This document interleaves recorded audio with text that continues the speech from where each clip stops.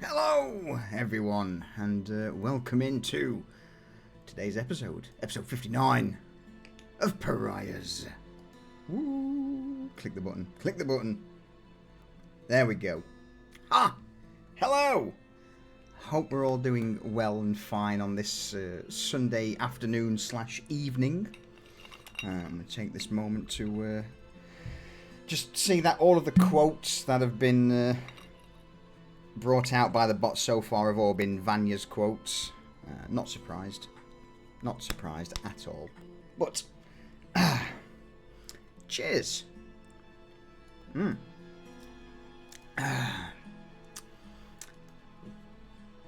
of the 3rd. 10th of the 3rd? Oh, that's the date and then the month. I was like... Yeah, the proper way of doing that. Oh, okay. Hello. It's like, it's somebody guessing if I'm going to say that in the future on that date? I mean, we could take odds on that. Yeah. I probably would. I dare say that, probably 240 of the 250 quotes we've got are probably you, Vanya. I'm just surprised this is the first time we've ever had the date conversation after so many years. I've never looked at the date until, like, Lee just said the date. I was like, what? Yeah, it's the 10th of March. So you can tell I'm not very observant. You don't say. Yeah. It's okay. Don't concern yourself with the petty details. That's right.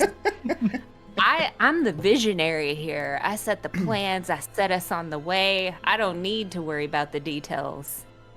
Right? Whatever you want, precious. Sure. Well, with that said, Desmond. Yes. Last time on Pariahs, the day started cleaning the new Cypher Sanctum, power wash simulator style, and Desmond decided to go and shop for a new vessel.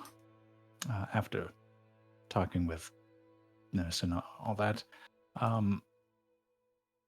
Vanya accompanied into the lower district, not lower streets, but the actual district above that, where Asmund now hangs his hat.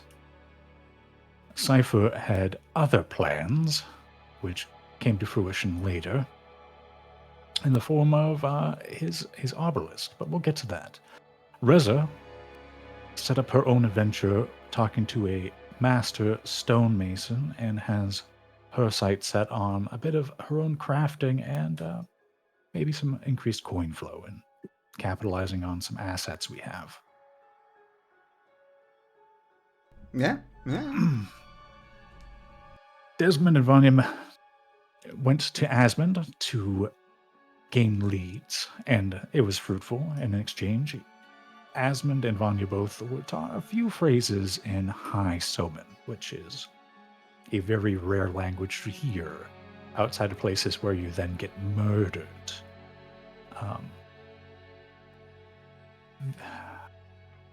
Returning after everyone had congregated back at the folly and gone down below, Cypher's ritual was initiated, causing all manner of ghosts and spirits to come out of the woodwork and attempt to murder everyone. We were narrowly, well, I would say narrowly, but like in all reality, it was a potentially catastrophic fight that was blessed by luck in a way, or unluck as it were, as much to Solution's chagrin. The dungeon master was cursed.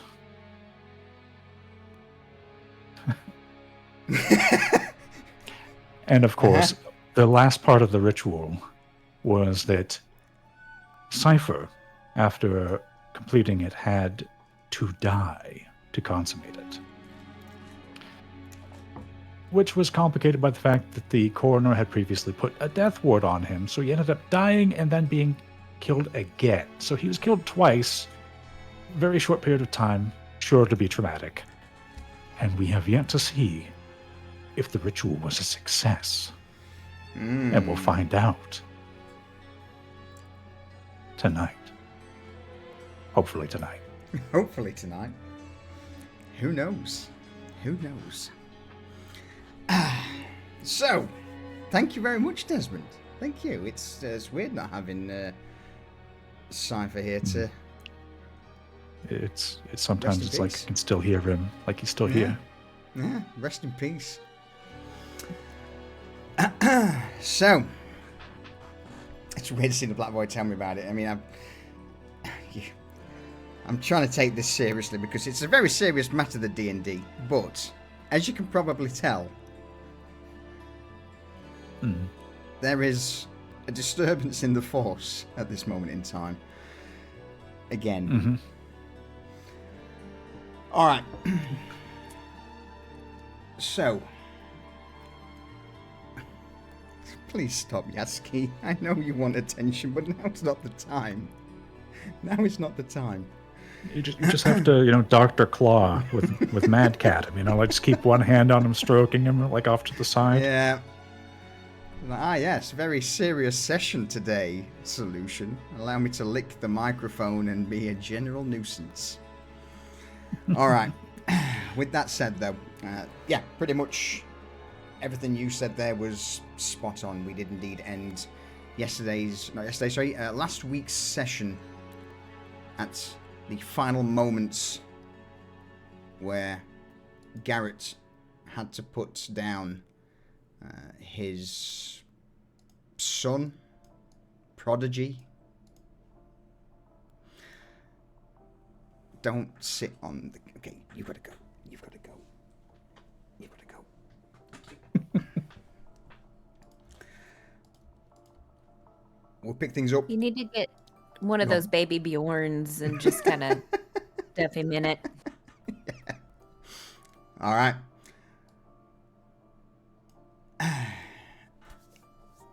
With that, then, we return to the events of last session. Garrett, having plunged the custom Blackthorn blade into Cypher's chest, for then the brief moment of resurrection, or perhaps not so much resurrection, but the death ward cast on Cypher by the coroner stopped the blow that would be fatal, meaning Garrett had to once again heartbreakingly plunge the blade back into Cypher's chest. And it's here, at the foot of the obelisk, and the last dregs of life left Cypher. The obelisk begins to dull. The previous necromantic powers that swirled around it and around Cypher just fading away, ebbing into nothing, leaving naught but the glowing blue crystals of the sanctum to illuminate the entire hall.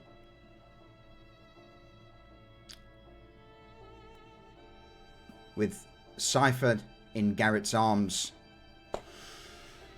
Garrett, what do you do?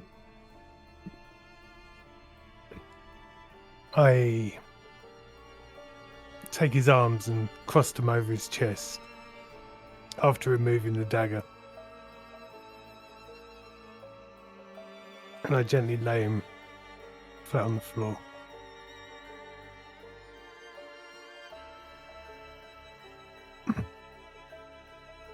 I need his things.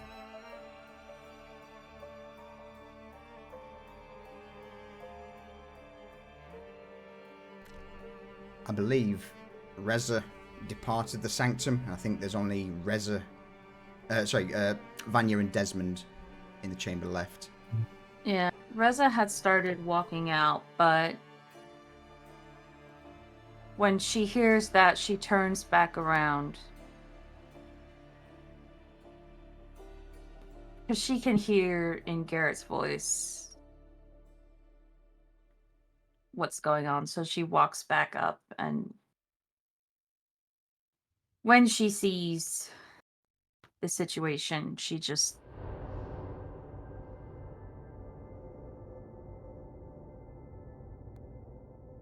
hands him her handkerchief and says,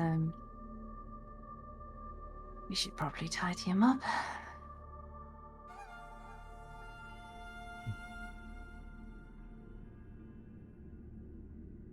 And I look down at the bandaged, ruined body of Cypher and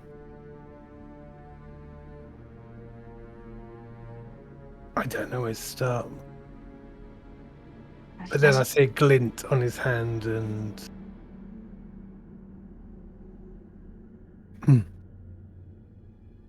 I take off his ring and hold it in the palm of my hand while wiping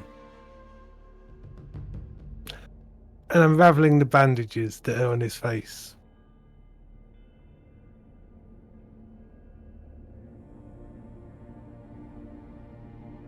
And you see this ruined changeling's face, hardly recognizable anymore.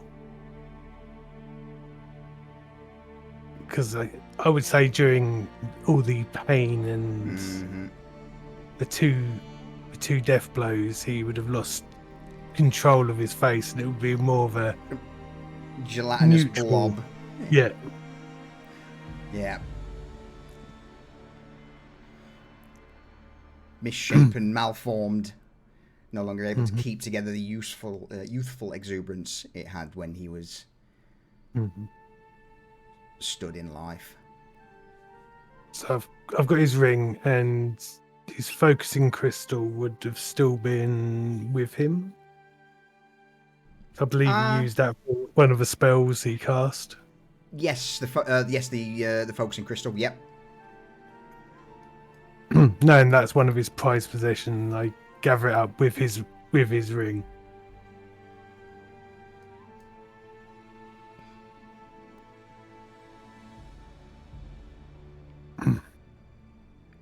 So, for a brief moment, while you're doing that, Garrett, and you're just going through and getting the belongings, Reza, what are you doing?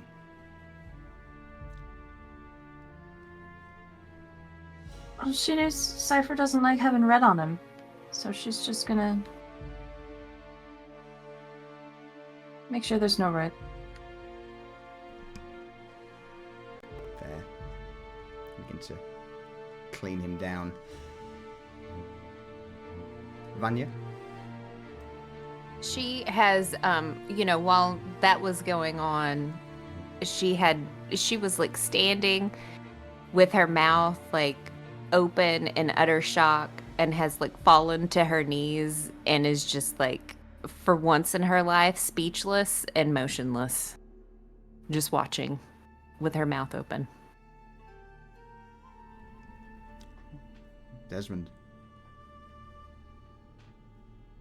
Desmond is watching, and he's going to take the decanter of endless water and make sure it's stoppered tight, and then he's going to reach it out towards where Garrett's at and say, this was his. I've been borrowing it, but this is his. So sad. No, he gave it to you, Desmond. It's yours.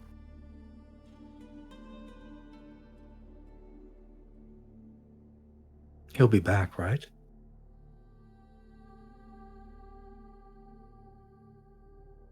I don't know.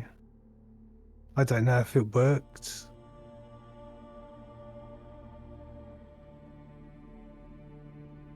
Desmond is slightly tearing up, and there's this condensation and like almost like black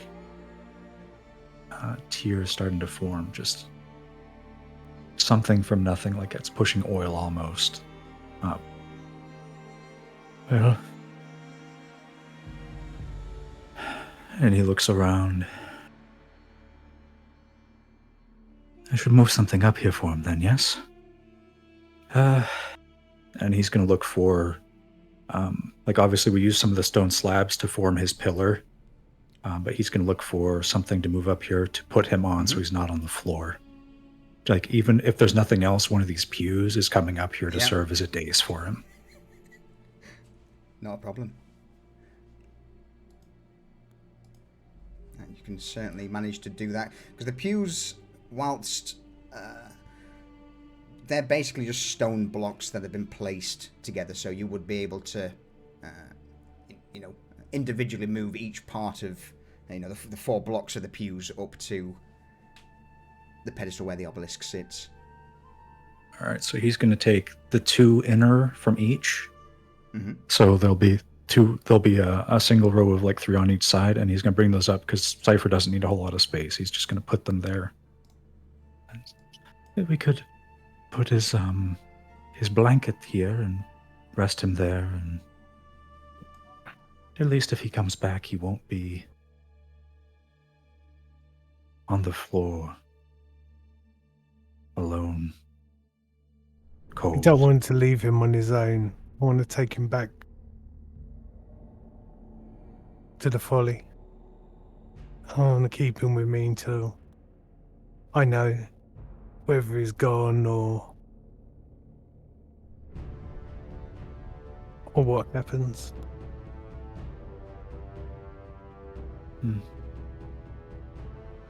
All right. I can carry his things if you want to bring him up. And I scoop his little body up like a child.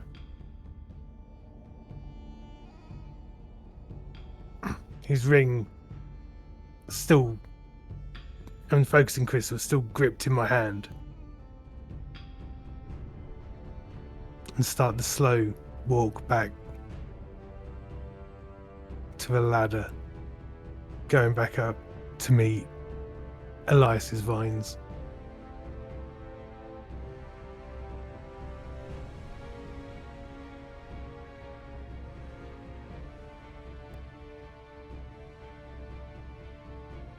Desmond's going to follow. Just not making a sound, just following.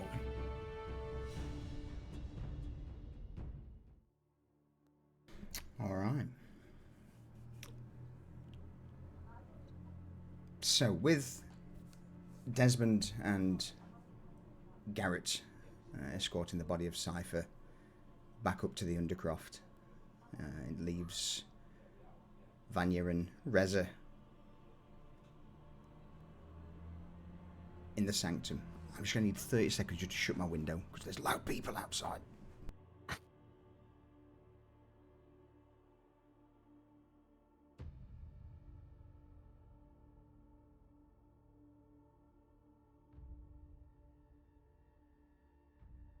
Alright, so begins the inferno in this room. So, Reza, Vanya, is anything further you two wish to do while you're down here? Well, Reza will turn around and start following Garrett out. If Vanya is still kind of standing there shell-shocked, she'll stop and check in and see if she's okay.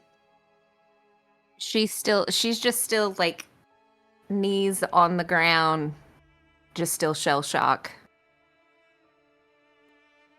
Just staring at the spot of where he was. Reza's gonna lean down and say, "Come on, let's go with them." Just kind of like maneuver her up, and she doesn't fight it. Yeah, put an arm around her and just move her forward to follow everybody else upstairs.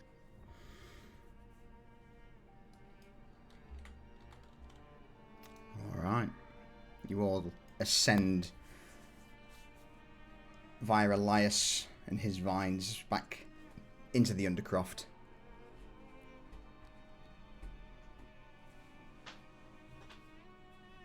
Where... Oh, sorry, go on, Garrett. When we get to the top, I just start walking towards the fawn room while still carrying the cipher.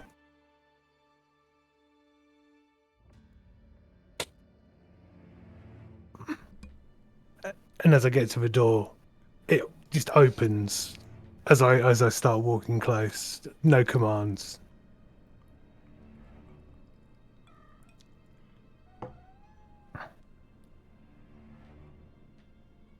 It's like Elias can almost feel my presence coming towards it. And with this Ent being intelligent, he would certainly be able to sense the tension in the air. And the change in Cypher's state of being. Or should I say, lack of.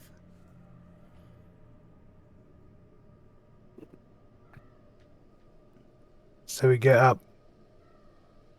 inside the fawn room now, close to where I generally do my work. I've got my workbench and my tools, just past where the garden is. And it's like, could someone get out his blanket? Reza would probably have the blanket, and she takes it out and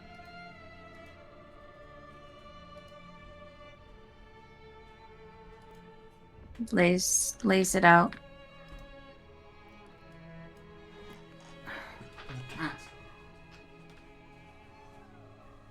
Cat gives no fucks about the emotional trauma we are all going through. It really doesn't.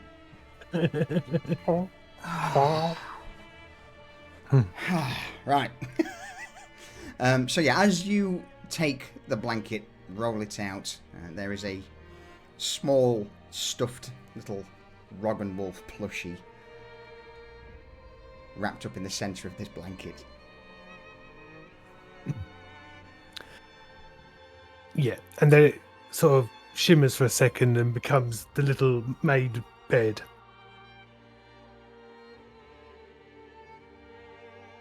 Which I lie Cypher on and place the focusing crystal and his ring on the centre of his chest.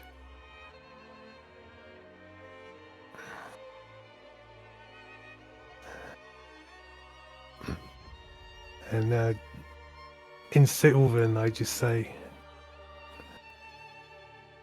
Elias, protect him in his rest.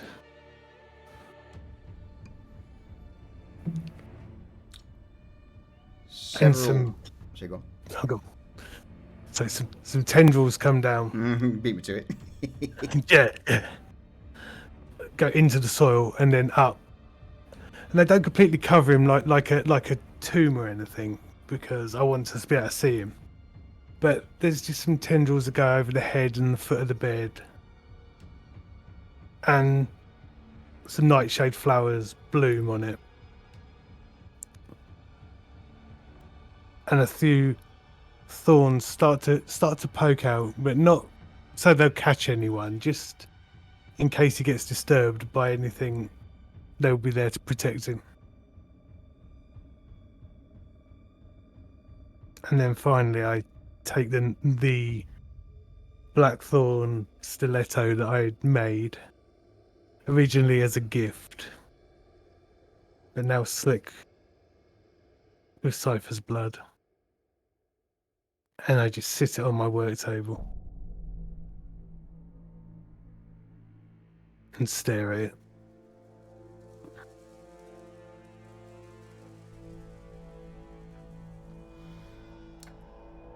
Reza, anything you wish to add since you're in the room?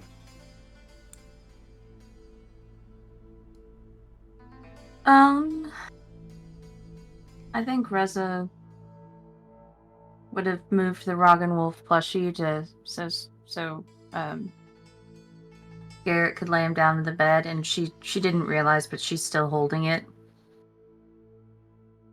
And she just kind of wraps her arms around it and just kind of stands there. She doesn't want to leave Garrett alone, but she doesn't really have anything to say.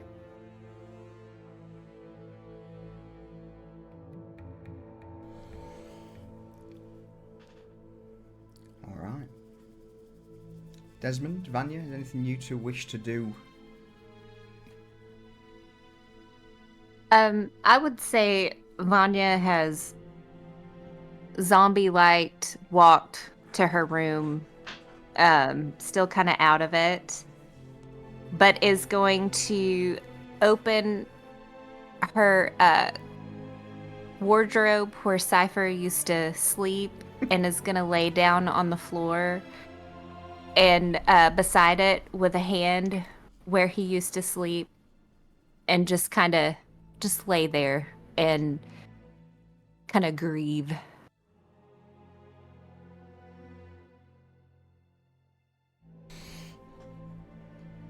Desmond.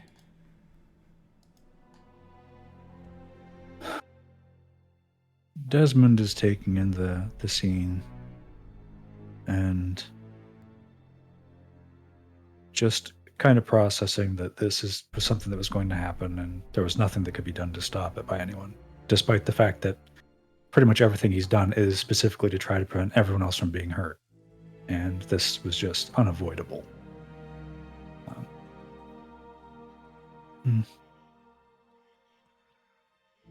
Well, that won't do. And after he stands there for a little bit, just staring,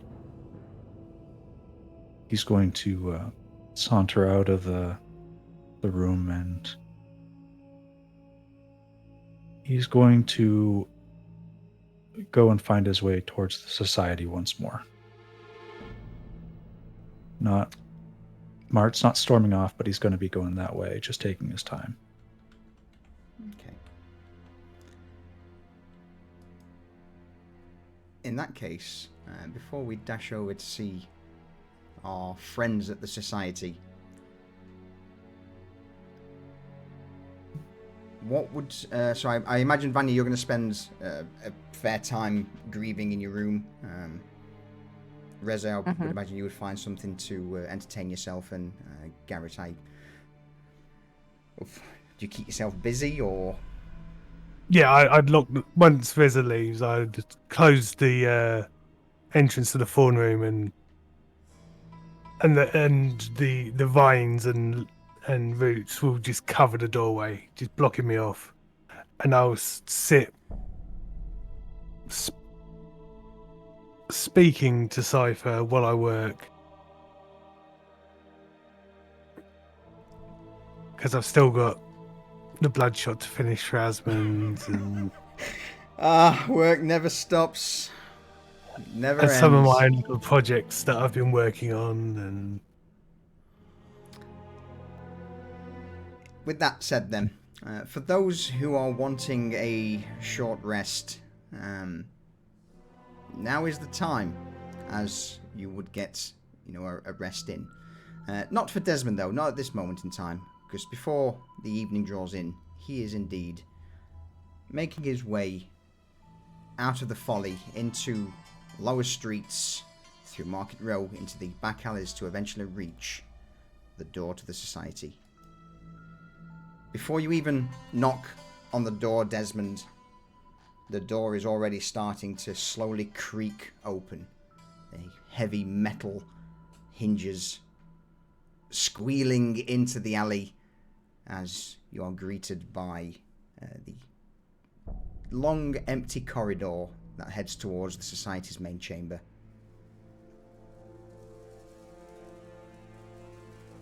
And Desmond is going to stroll down and in through the common area.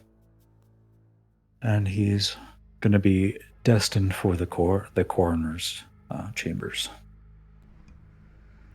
All right. You get towards the coroner's door, and with a slight rasp, the sound of several locks clink open as the door slightly becomes ajar.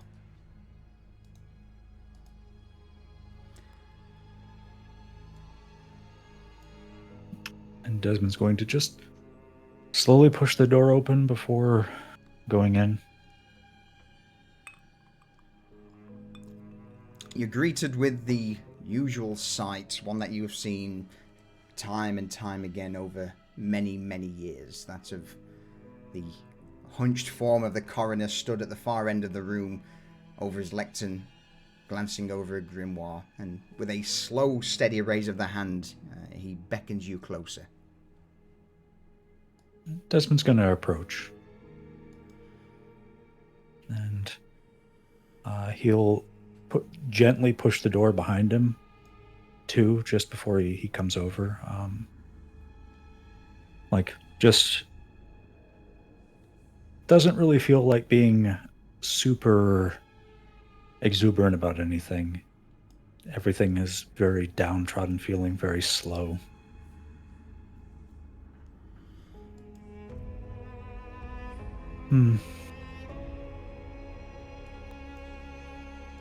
He's not going to say anything because the coroner hasn't broken the silence. But he's just looking at him.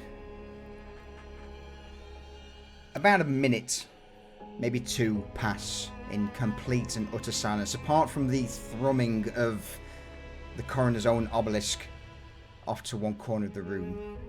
Eventually you hear the sound of parchment turning and a book being closed as the coroner turns around, glances over to you, offers you a single brief nod in acknowledgement before beginning to shuffle down the several small stairs to your level. Good to see you, Desmond. Rare for you to be here unless want something. Well, you're not wrong. Where to start?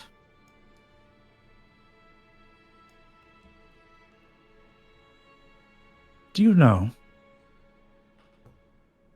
I don't know how it all works, but do you know? Did you feel it? The coroner will slowly motion a hand to the stone table with several stone plinths that act as chairs. There is very few things that go without me knowing. Yes, I am aware.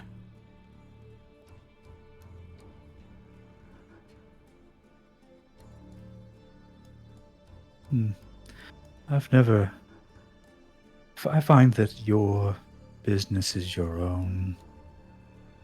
I've always been very grateful for the kindness. And when he says that, he trails off a little bit as his eyes turn, because his thoughts turn towards more like the nurse. Mm-hmm. And how it's kind of a dual situation. I've been doing a lot of self-discovery. I think maybe that could be how it's called. I don't really know. Maybe I've just been listening to Vanya too much. However,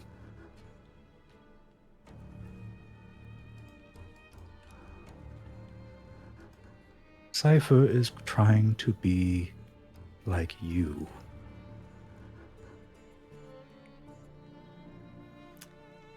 The coroner's glazed eyes just look at you, his expression blank.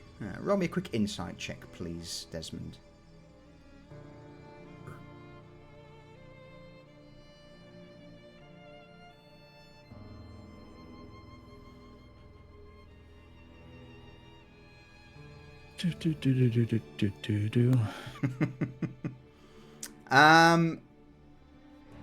You get the impression that the coroner is well aware. he doesn't flinch. He doesn't. His brows don't move. There's literally no response as you mention this, giving you the impression that he knew. Oh yeah. Well, he anticipated that he knew.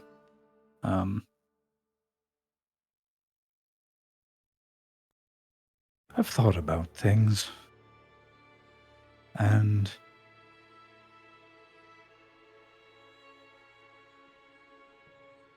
I would rather not do anything against you ever. I think you might know other things, but I've been looking into where I've come from.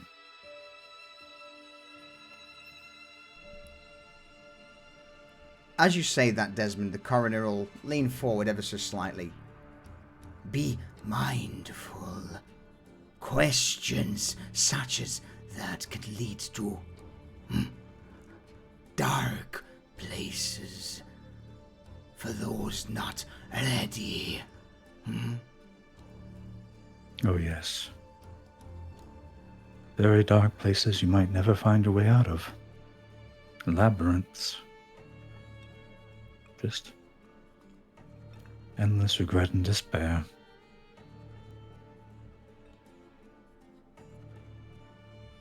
So, why are you here? A shoulder to vent your frustrations, or perhaps answers to questions that you have?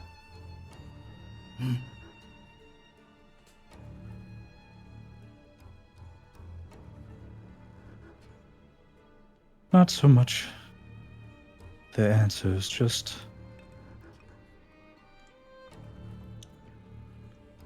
I'm under the impression that Cypher will either be successful or not.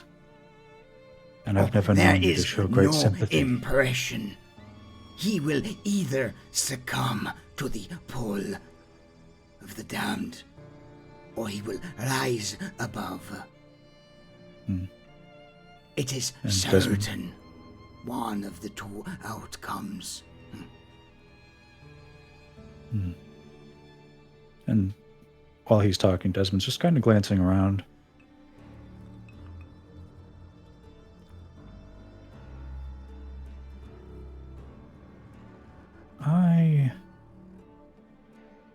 It's the thing that Desmond's trying to think about based on what he's saying is all the sneaking around they're doing in his room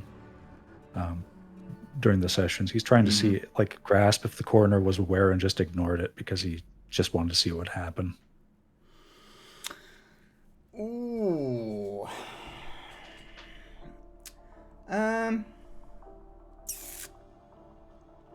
Roll me an investigation check. Alright. 15. So, what I would say is, with knowing the coroner, perhaps at first, when you were first given to those of the folly, or, were encouraged to go about your own business, many weeks ago, he very much was of the opinion and the thought of, don't get involved. This is not something you're capable of, not something you can grasp. But as of late,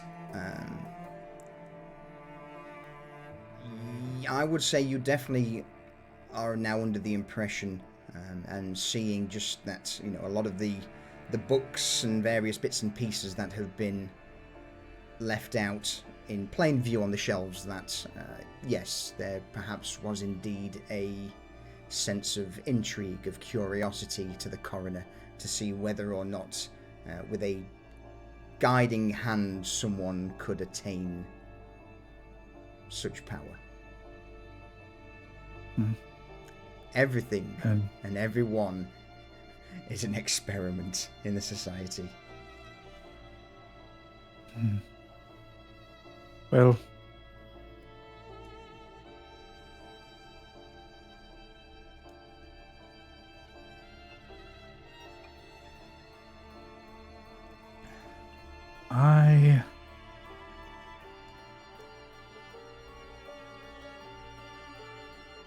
I suppose things just occur to you differently when you've been around for so much longer than everyone else. Practically everyone else. And Yes. do you know why I'm here? Do you actually know?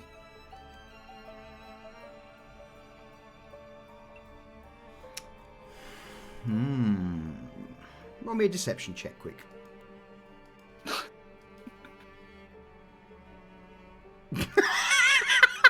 Oh my god.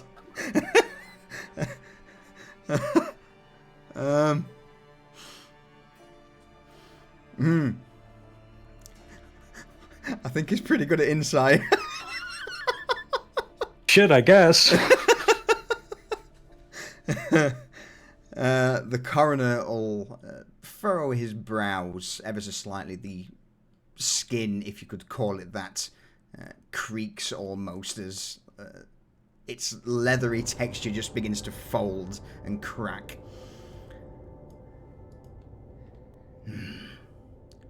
Not truly, but I have my suspicions. And Desmond's going to look around at his instruments and everything he has out, and he's going to look for something that's like a scalpel, like a knife or something, and just pick it up and just present it like between two fingers. Mm-hmm.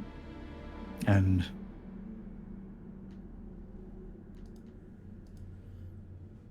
don't think this is the one, but he's going to just proffer it. You have something that could free me from this, don't you?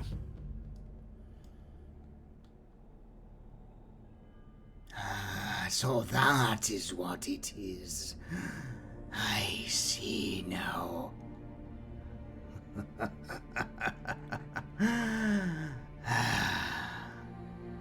Yes, that I do.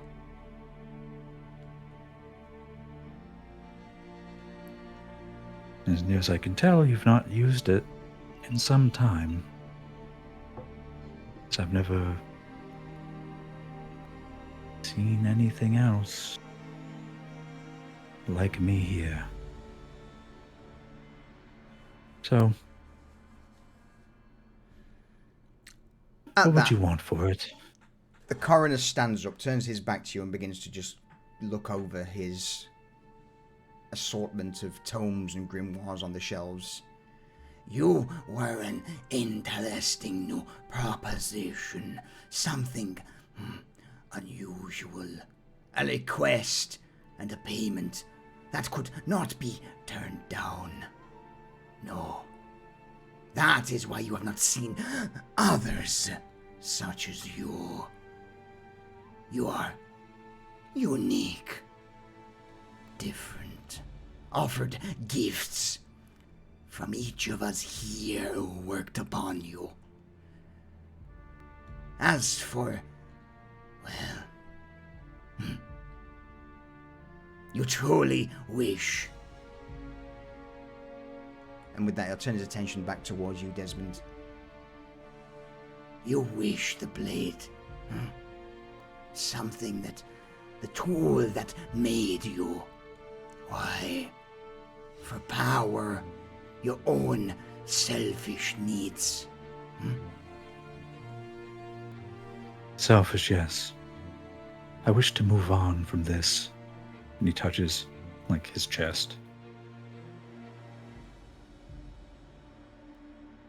It's been a long while. And you've wanted me to move on and go to the folly and see where everything took me and where it's taken me.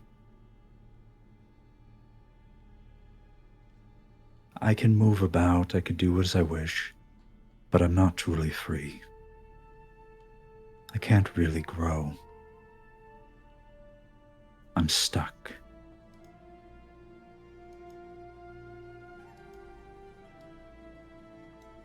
I just don't want to be stuck anymore. Roll me a persuasion check. Oh boy.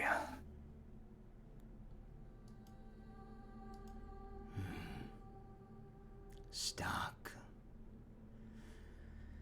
To an extent, I can. His eyes glaze over.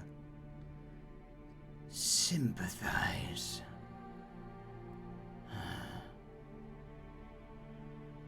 Very well. He'll make his way towards the dais at the end of the room where his tomes sat upon a pedestal. Behind the dais is several shelves, small chests, and he begins to look through them before eventually opening a small golden box, roughly about 6 inches long, 3 inches wide and 3 inches tall. And as he flicks the latch, he takes out what looks to be a long black piece of metal. There's no handle, there is no defining details. It is basically a triangular piece of black metal, about 5 inches long. He'll walk over towards you, Desmond, and just place this incredibly thin, razor-sharp looking black triangle on the desk.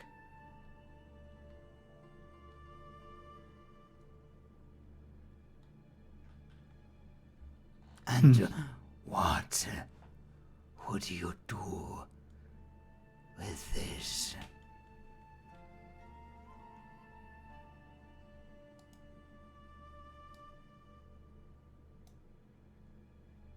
I actually had the idea because of Cypher.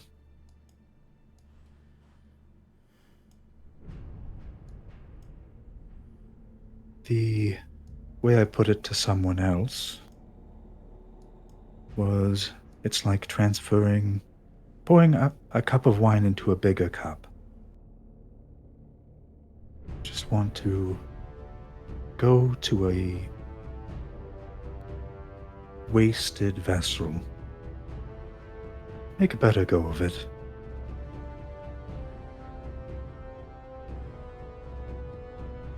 And I won't steal from you, and I won't lie to you. I owe you that. Others I can do that too. You owe me Not you. more than that.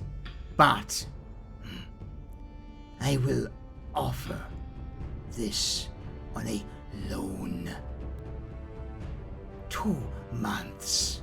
This is yours.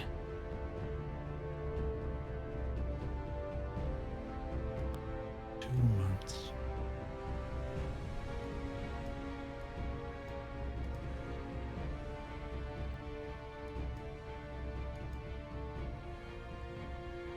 Though, I must warn you, should those in higher positions in this city learn that you have this above ground, they will stop at nothing to get it. This is a relic of old, older than I.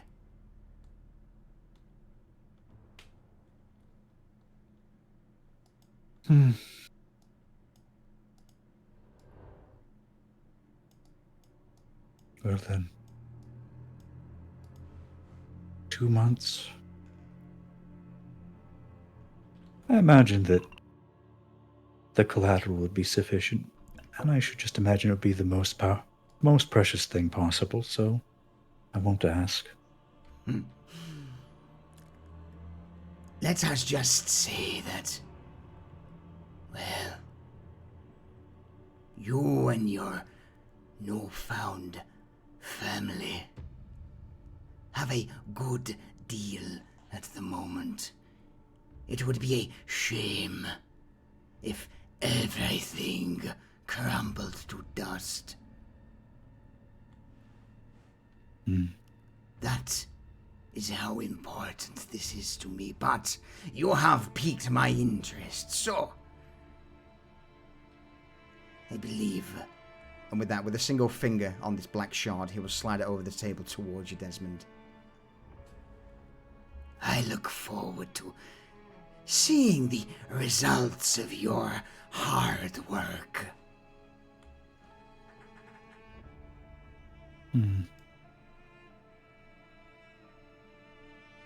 Very well.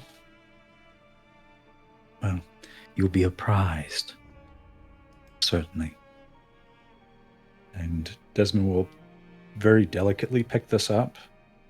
And he's going to hold it in his hand. And just doesn't want to stick it in a pocket where it's going to potentially fall out or stick through. He's going to make sure that he keeps it secure. Are you holding onto it or putting it in a pocket? He's holding on to it. Okay. And like it's clasped in his hand, and he's just he's not squeezing it too hard. He just wants to make sure that he cannot possibly lose this thing. Like it's similar to like the Sal situation. You would feel this thing is razor sharp to the point where the slightest bit of pressure, you get the impression that this could cut through your finger. Oh yes.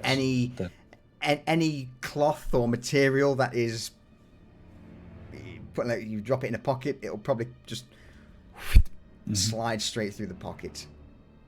Yes, and I'll have to find something to keep it in for a little while. Very well.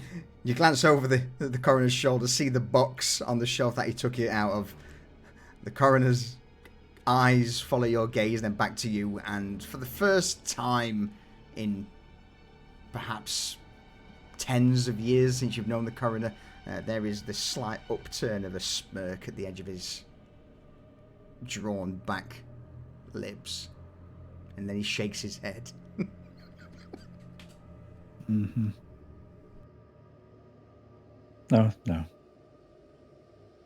Understood.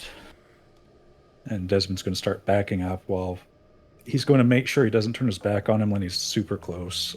He's just going to back away, and I'll return in time that for you probably will seem insignificant. Before you depart, should that imbecile student of mine return as a floating head, know that he cannot be reasoned with, and that you will have a considerable battle on your hands. I wish you luck in what's to come.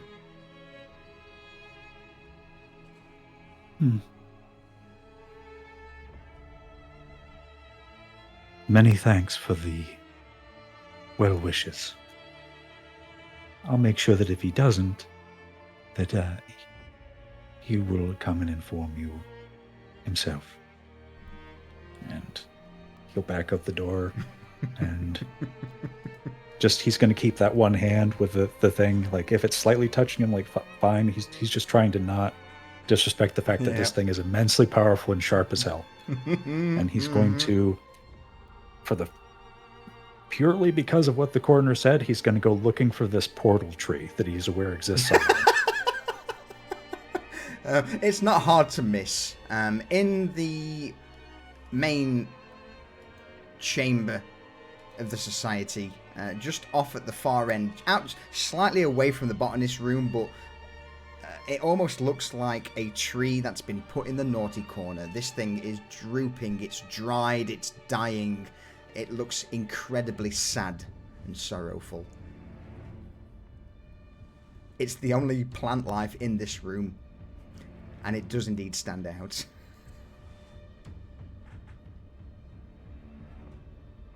Desmond is going to approach, and he's going to put the hand that's empty on the metal of Winter and just hold on to that, and he'll just kind of like proffer it at the tree and like, how does this work? Absolutely. As you approach with the metal in hand, the tree just begins to break, crackle as the wood splinters, and almost forcefully, painfully, the tree opens itself to reveal this shimmering green portal. On the opposite side, Garrett,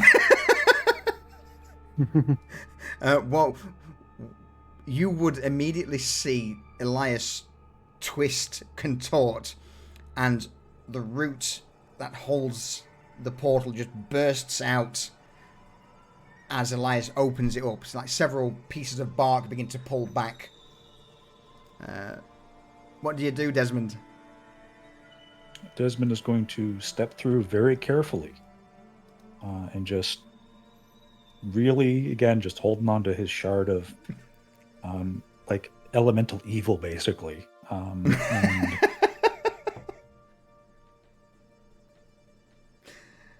you step through. A quick shimmer of green flashes before your eyes before the familiar scene of the Thorn Room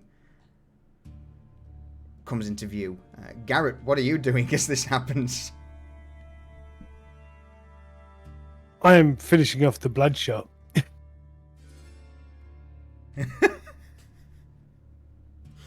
Turn around, see the portal as Desmond steps out. Desmond's standing there with one hand, like at a perfect 90 degrees from his body, like actually more like 30, like up, and he's got a clenched fist with just like the tip of something metal and black poking out one end. Oh, hello. Hello, Desmond. Sorry to interrupt. Do you make any samples of this stuff, by the way? Very convenient. I was thinking about this earlier. What? The bloodshots? It's just like little bottles. And I go over to my workbench, get a vial, and fill it from my big container of bloodshot that I've been working for. There you go. Just be careful who you give it to, because it's very expensive. Oh yes. Well worth it to me, I assure you. I'll make sure that the investment is well returned.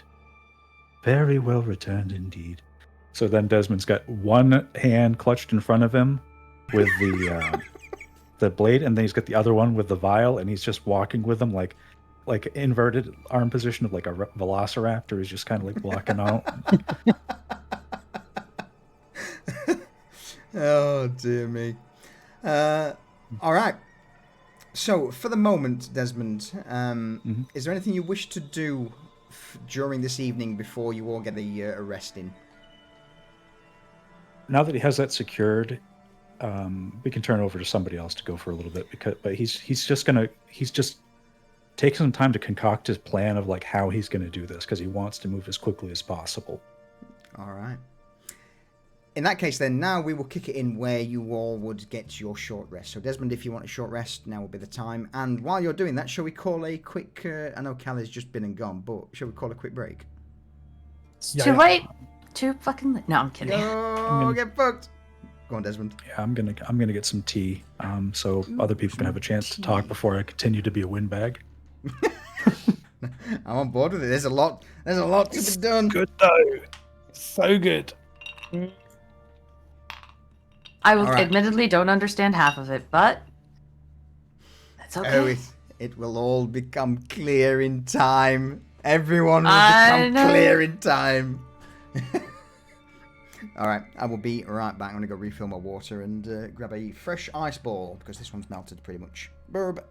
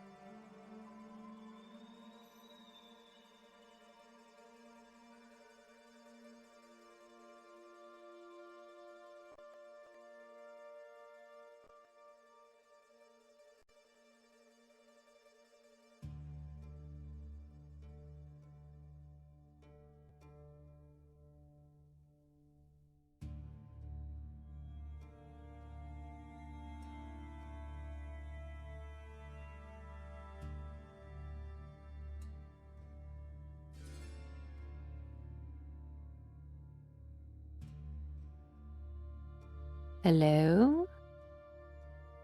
Hi. Hello. Do you want to build a snowman? No. Aw.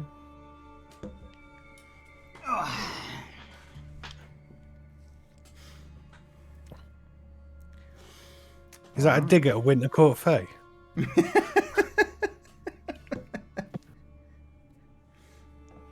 Alright, you get to see me struggle for the next few minutes while everyone gets back opening this ice ball. The struggle is always real.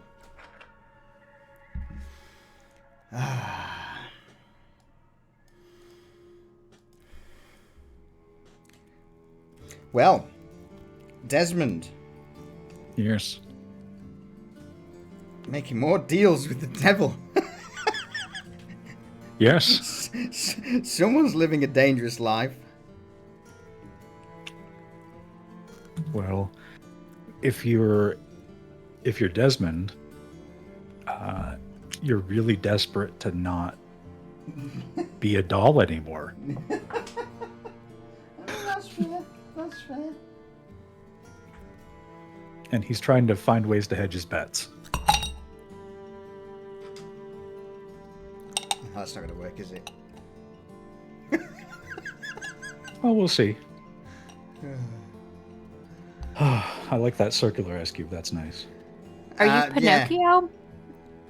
I want to be a real boy. I mean, I guess that's kind of the angle.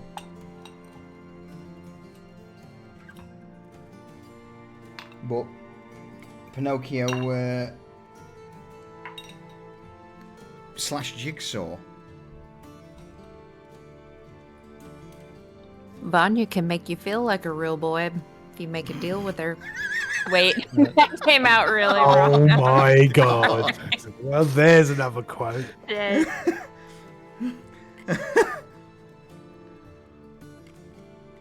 Oh, Vanya. Don't ever Anders is change. always listening. Don't ever change. All right. With that then.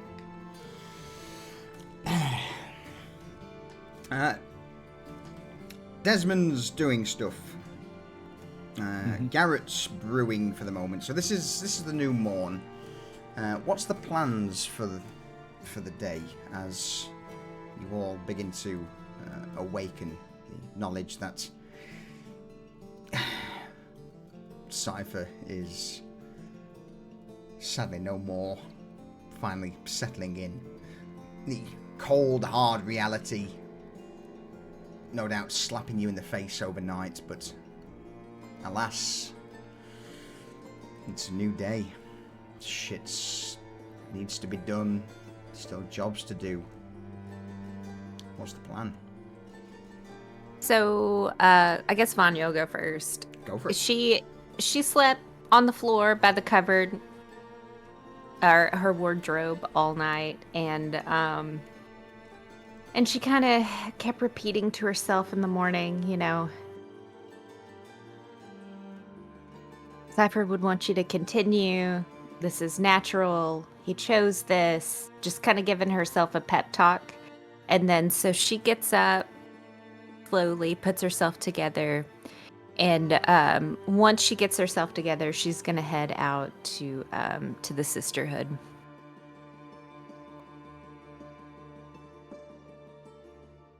Sisterhood. All right. In that case, then, let me bring us to Lower Streets. You make your way out of the Folly, Vanya, stepping onto the cobbles of Lower Streets, heading south for a few minutes before reaching the, at this point, obviously noticeable different building of the Sisterhood of the Rose Cross. Here, the building's been painted white with several colourful murals decorated all over it, and several sisters beginning their morning routines. Some leaving to do work around the Poulter and Piker districts or Lower Streets, others moving goods back and forth, along with the multitude of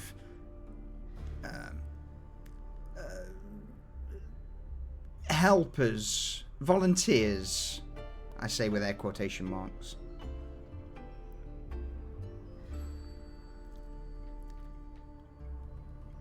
It kind of uplifts Vanya's spirits a little bit as she enters the building, searching for Edith.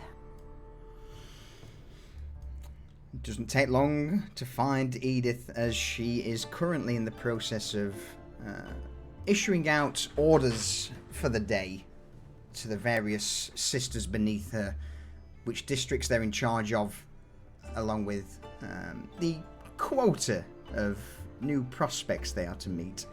As she turns and sees you, Vanya, she offers a respectful bow of the head, followed by the other 7 or 8 sisters around her, who all, at the same time, almost in unison, go, "Ah, the happy healer has come to us. Good morning. Good morning." Good morning to you all. Let me just say, I want to share some wisdom with you of my self-reflection today. As soon as you say that, the entire hall goes silent, and every eye in the building is now on you, Vanya. Let me just say, darkness unveils the true brilliance of the stars, wouldn't you say?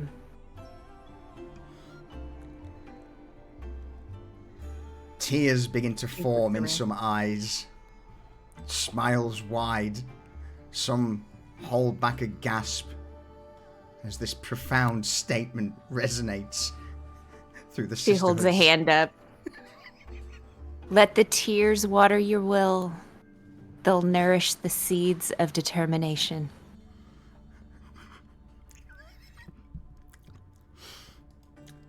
An echo ripples around the sisterhood's, I'm going to call it a chapel at this point, as they all offer a respectful bow of the head towards you, Vanya. Edith herself, thank you for your most beautiful and brilliant wisdom this early in the morn.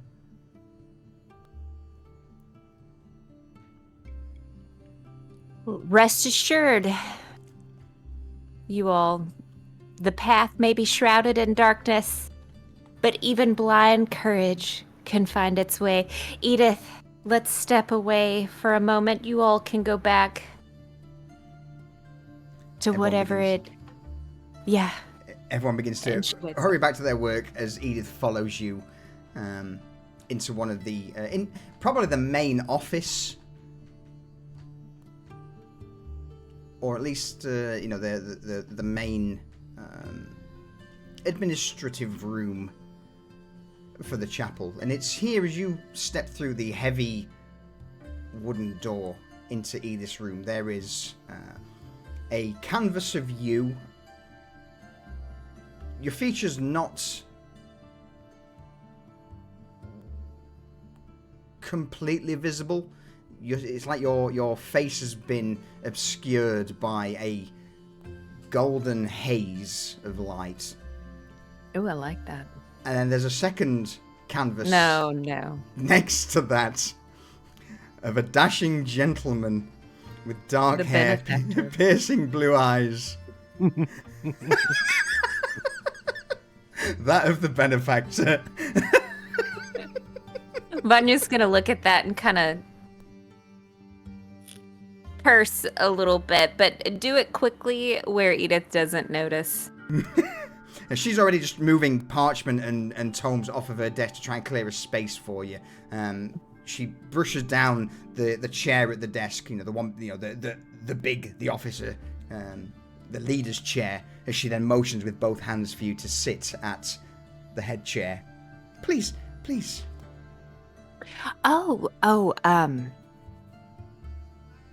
Edith, today, let's sit side by side. So in front of the desk, there's 2 chairs that sit in front of it, and she's gonna sit in one of the two chairs that is facing the main chair Yeah. and motion for her to sit beside her.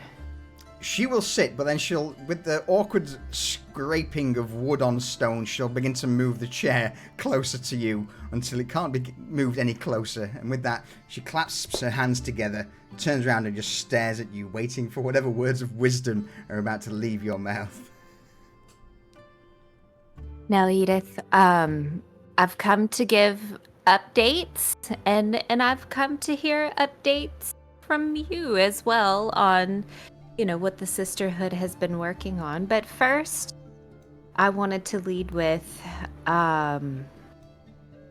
we have resolved the issue of the missing sisters.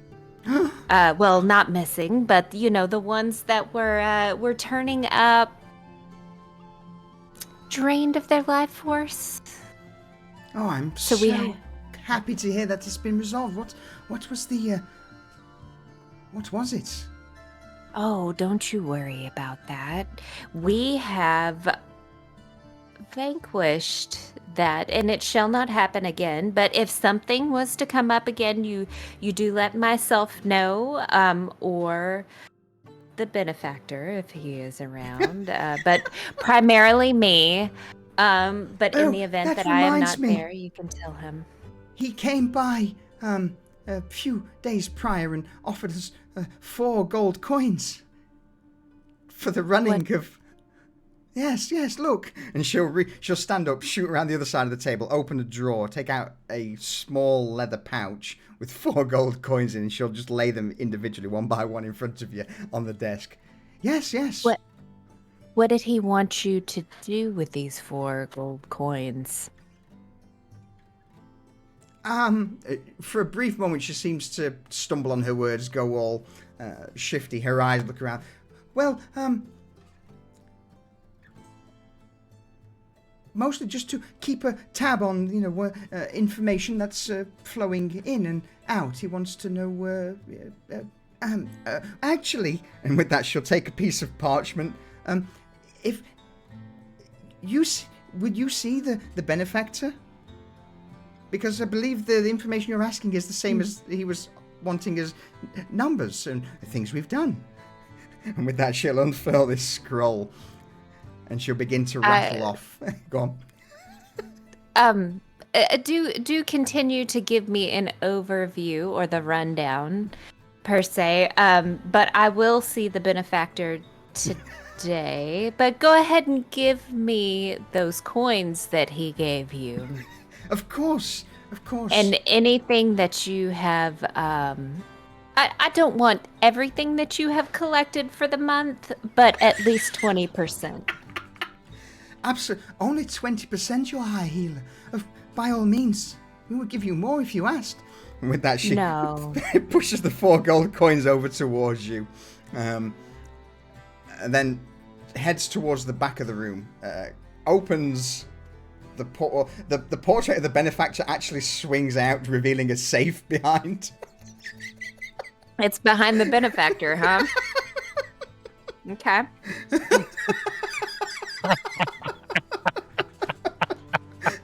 She twirls the knob a few times and takes out a sack of silver.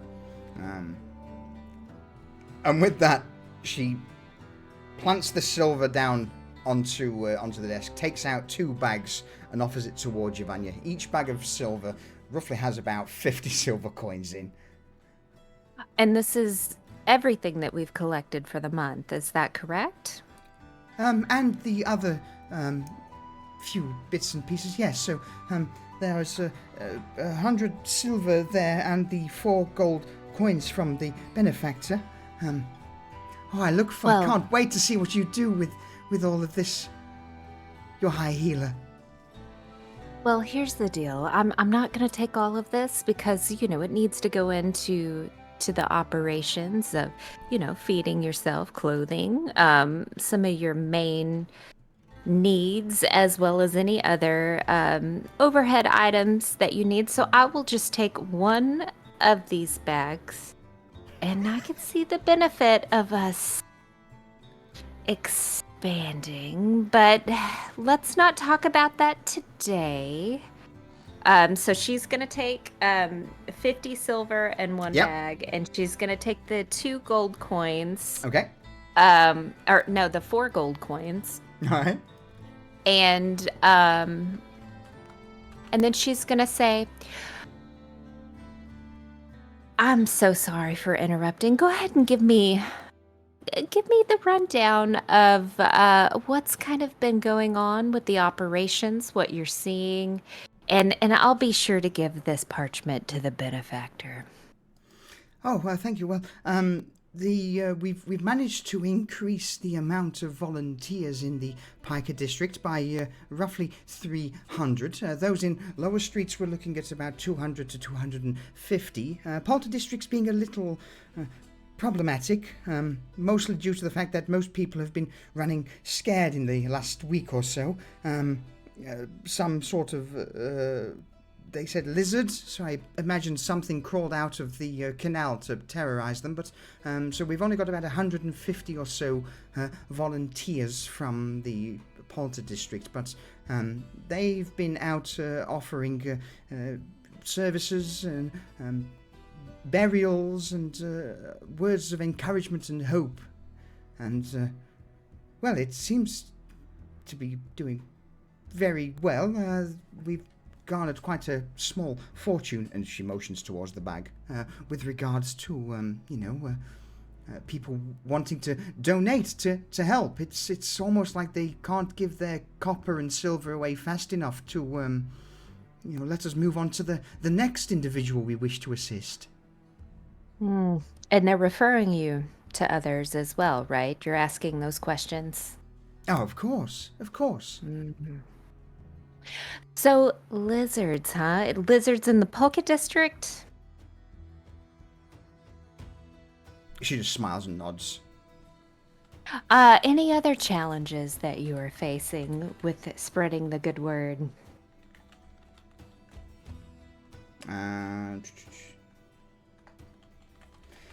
She would. Any other current issues? She shakes her head. At the moment, there doesn't seem to be anything that would impede.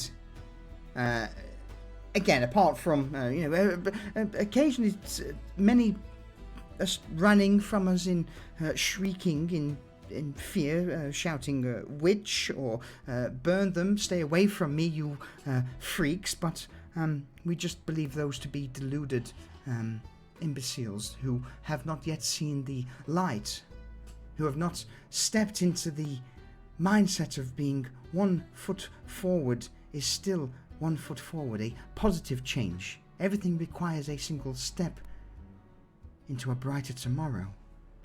No, you're totally right. And we must pursue them even deeper. Pursue them? I didn't think of that. Yes, we should pursue them. Exactly. Now, I like to think of our organization as collaborative. And I like to hear suggestions that you may have towards enhancing our operations. Are there any suggestions that you may have? Because your group is in the weeds, and if they have suggestions, I want to hear them to see if we can possibly implement them.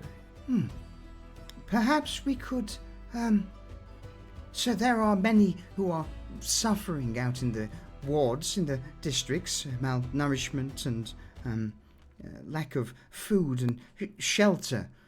Perhaps we could see of opening, for those who sign on, of course, perhaps new hostels, or perhaps places for those to rest, and soup kitchens, things like that.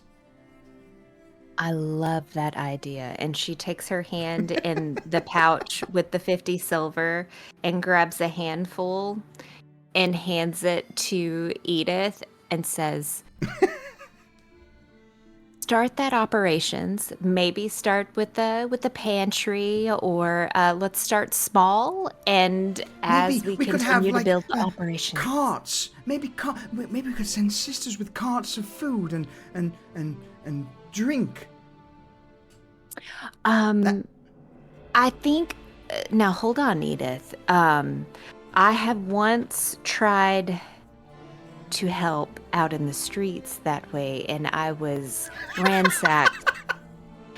I think if we had it in a controlled environment, and maybe we could have, maybe let me talk to the benefactor about some guards to kind of help. Of course, my lady. But perhaps if we offer that those who are signed on, true believers to the happy healer, only they could be fed, yes. watered, clothed, and bedded. Like Meals on Wheels that have signed up for the service. Absolutely. Oh, you are such a magnanimous individual. I am blessed to have you here, giving me such guidance. And with that, she will just bow her head in reverence towards you, Vanya. Yes. So, Edith, let's not start big. I like to pilot at first. Let's start with maybe a group of 5 individuals to see how that goes. And then eventually we expand and we continue to expand. But first, let's start with the 5 and then let's report back and see the success of what that program is happening. And of course, we're always going to spread the word of positivity with it, correct? Of course we are. There is no such thing as negativity in this dark. In fact, it is no longer dark in the city, with your shining light as a beacon of hope to all around. We here of the Sisterhood know only joy and happiness, positivity and prosperity for all. Say it. It's so true. And it's suggestions like these that help us remain growing and being proactive and not staying stagnant. So as we do these check-ins, let me know what you guys see as a need and what you think that we should implement. Love it. Of course. Well, is there anything else you wish of me, your ladyship? No, I just wanted to let you know that your problem has been resolved, and I'll discuss your lizard issue, and just so that you know, I will be planning out our expansion plan at some point to let you know. And I will discuss these things that you have given me with the benefactor. And you guys have all done an amazing job. And I couldn't have asked for a better sisterhood. You flatter me with your words. It's one of those moments that just takes my breath away. In fact, there is an old something you taught me. It's not the number of breaths we take, but the number of moments that take our breath away. And this is one of those moments.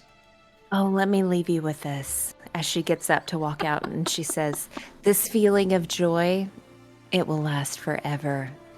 Absolutely forever. And she walks out the door.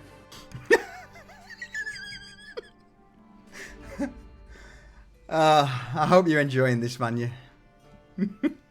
It's great. It's everything I wished for. Good.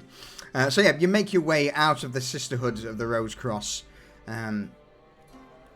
Reverent bows from all of the sisters.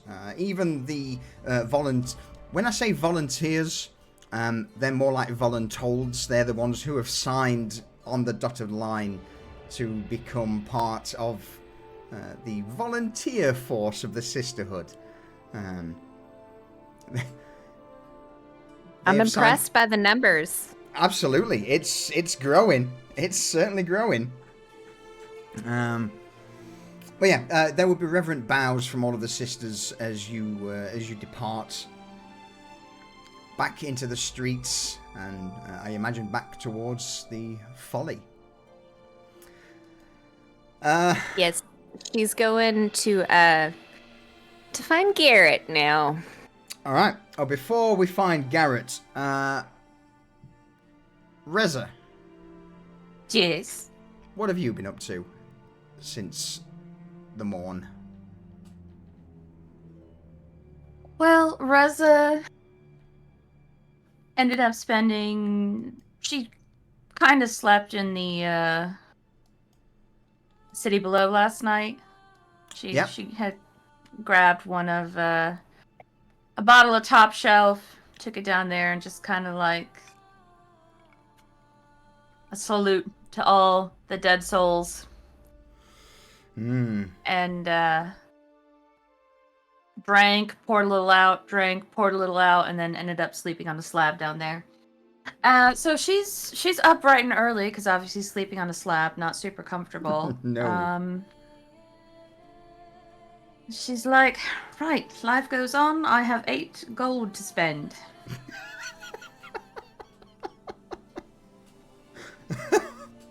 I forgot about that.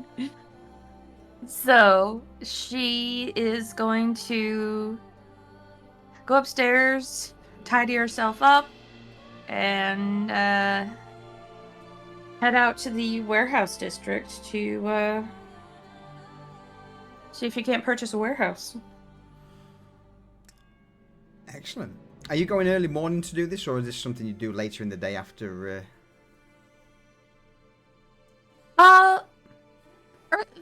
First thing in the morning. Yeah. Okay. Like the time of day when like the warehouse owners would like be there getting ready to like start work for the day. Yeah. Hey, the early vampire gets the throat. Okay. Yeah. Seriously. Seriously. Like, oh my god. No, don't do that. Why? It's like, it's how they talk, you know?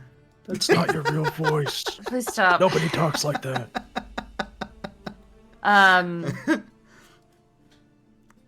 Yeah, the early vampire worm gets the warehouse, I guess. All right, excellent. That is, So, that's where she's heading. Absolutely. You step out of the folly into the courtyard, making your way in a easterly direction towards the lower streets warehouses. Obviously, you would get a certain sense of foreboding should you follow the main road, as the wall to the coin flow the wall to the East Commons district is pretty much adjacent to where the warehouses are. And from those walls there would be a various number of eyes from the wardens.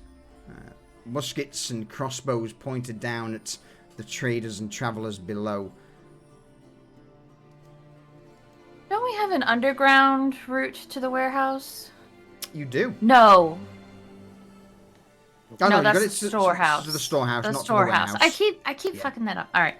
Yeah. So okay. What you said makes sense. Okay.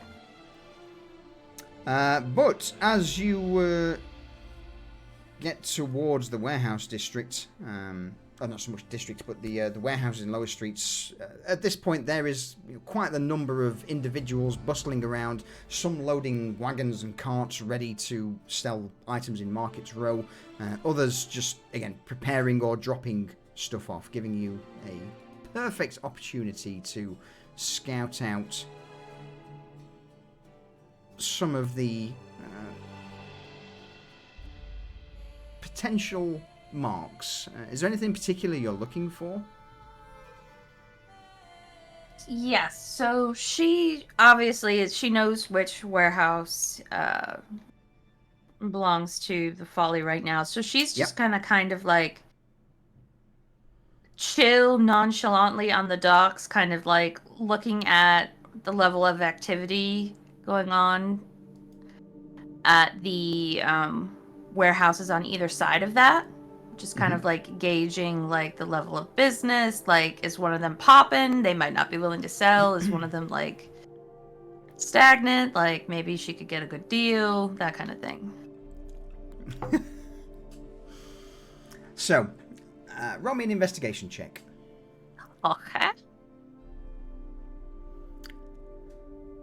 As you're sat close to the canal, She falls in. No. you seem for a brief moment to catch a brief glimpse of something that may be vaguely interesting, but it's sadly at that moment where a cart carrying various rolls of leather and it seems to be foodstuffs. This large man, several rags hanging off him, just pulling this cart along, obscures your view. As he passes, you see a very old-looking elven gentleman scowling and berating two individuals who are gathered around a cart outside of this warehouse. But with a 5, that's all I can give you. You missed most of it. Yeah, that's fine.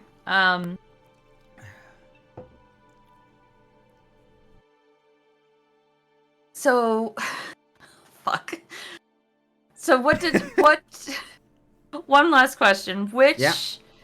So the elderly elven gentleman is outside of which warehouse? It's a warehouse. I would say, sort of opposite the Follies warehouse, and then down probably by about 3 warehouses. So it's not adjacent. Okay, But so still she close. wants to focus on the adjacent one. So, based on signage outside, potentially, like, does she get a feel for what the two businesses are? Like, does she know what the two businesses are, warehouses are on either side of them? If you spend a little bit of time just perusing, watching, walking up and down, and investigating the That's signs, my goal yes. here. Yeah. Yeah, you would. You would see that one of them seems to be part of the butcher's market, a place that stores meat and various other items for the butcher's market in Market Row. The one on the opposite side just has a sign of Wurzel's Odds and Sods. Wurzel's odds. Well, I have to go in that one now. You're going in. It's locked. There's no one outside of this warehouse. It's very much you know, the amount of time you would spend, you wouldn't see anyone come or go from it. This thing has been locked up. Alright. Well, she's like, well, there's nobody home there. I guess we're heading over to the butcher's. Roll me a history check. You've been around for a while. Roll me a history check. Alright. Come on, give me a decent roll, Reza.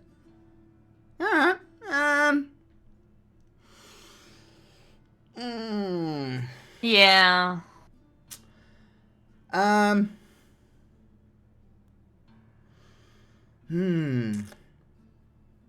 The name rings a bell. You're not sure where from exactly, but the name has come up once or twice. The only thing that really comes to mind with that would be, Lyanna, get me another drink. Yeah, well, that one. And then the voice of Layla saying, Wurzel, you are far, far too inebriated. Go home. Okay. Alright. That might change her tactic. Yeah, she's gonna swerve away from the butchers. Alright. And, go back over to the Wurzel's one, and, knock very, very loudly on the door.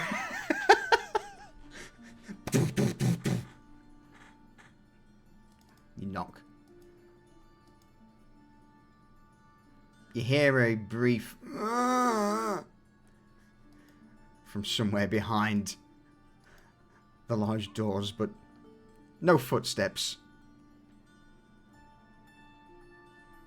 She knocks again louder and calls out, "Just stopping by to check in on our favorite patron." It's at that moment you hear it. Oh, fucking shit. Hang on.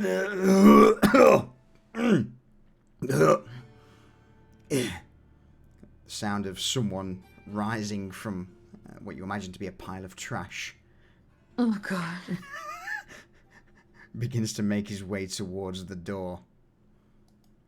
As the door begins to... You will start to hear the sound of several locks being turned, a wooden bar being lifted from behind the door, and eventually the creak of one of the large warehouse doors separates by about an inch or two, where this stout face, large nose, long beard, and a very small, incredibly small pair of spectacles looks out.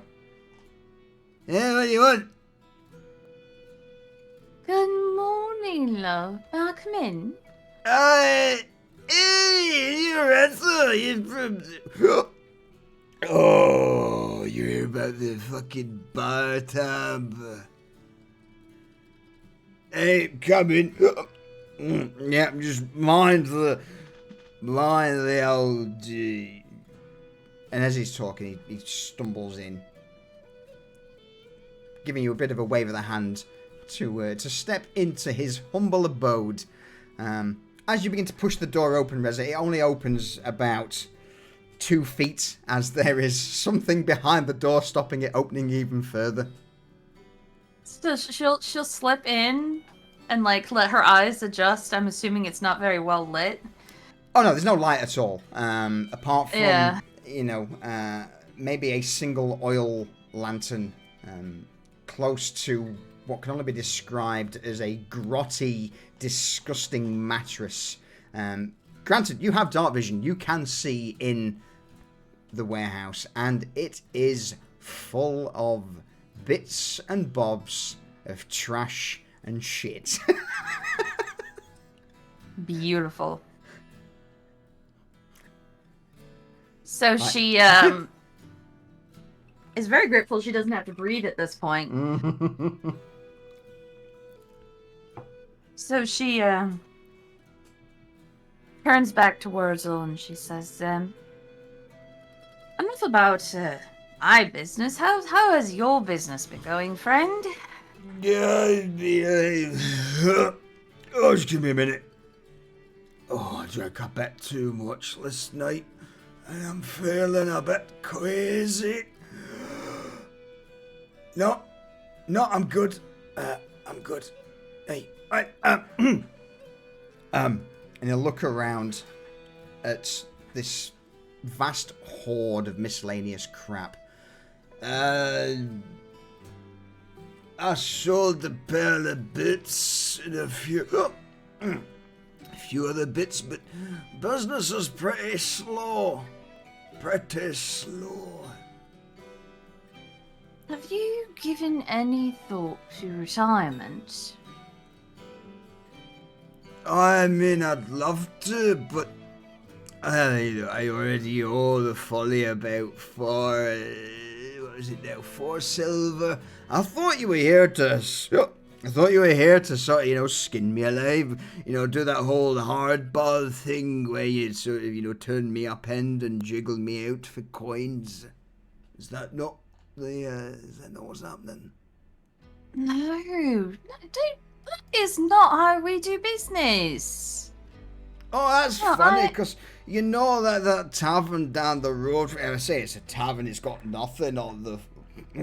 It's got nothing on the folly, but where they've got like the exotic down. They're not exotic, but they're just people who've been painted in blue to look exotic, and then they've got like these metal things stuck on their head. It makes you trick you into then thinking they're tieflings, and they sort of dance provocatively, and you give them money. Well, I owed them a bit, and they ended up breaking my leg, which is why I've not been able to sell a great deal recently.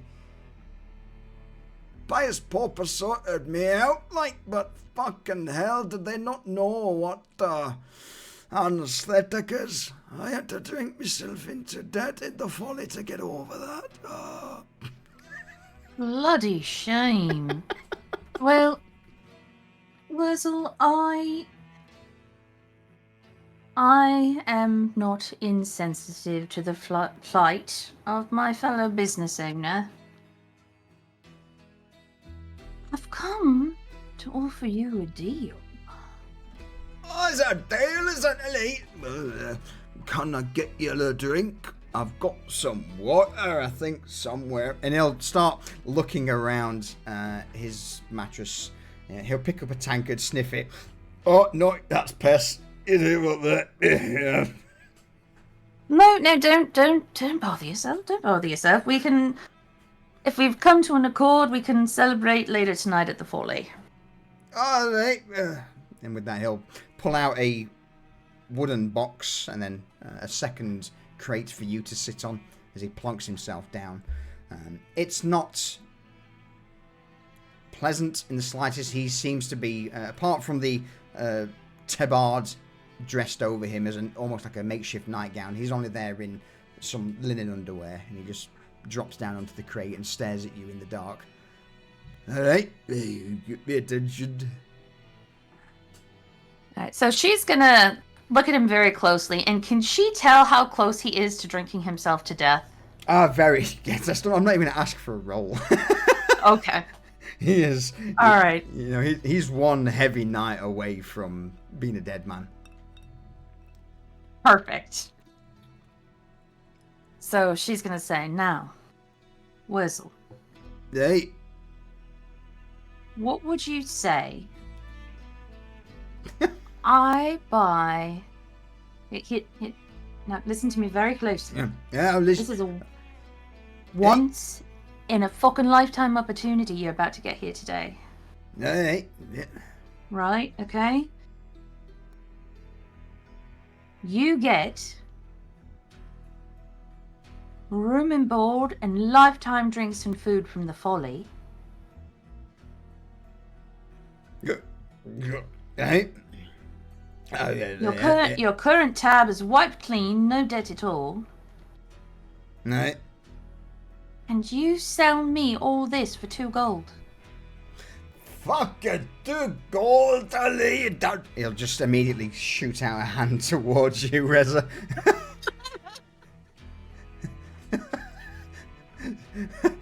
Fucking 2 gold.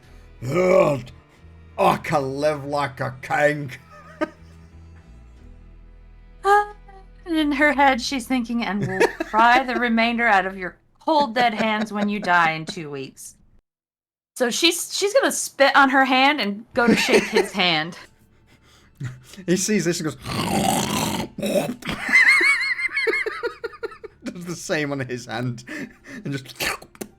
slaps your hand, shakes it. It's a done deal then, eh?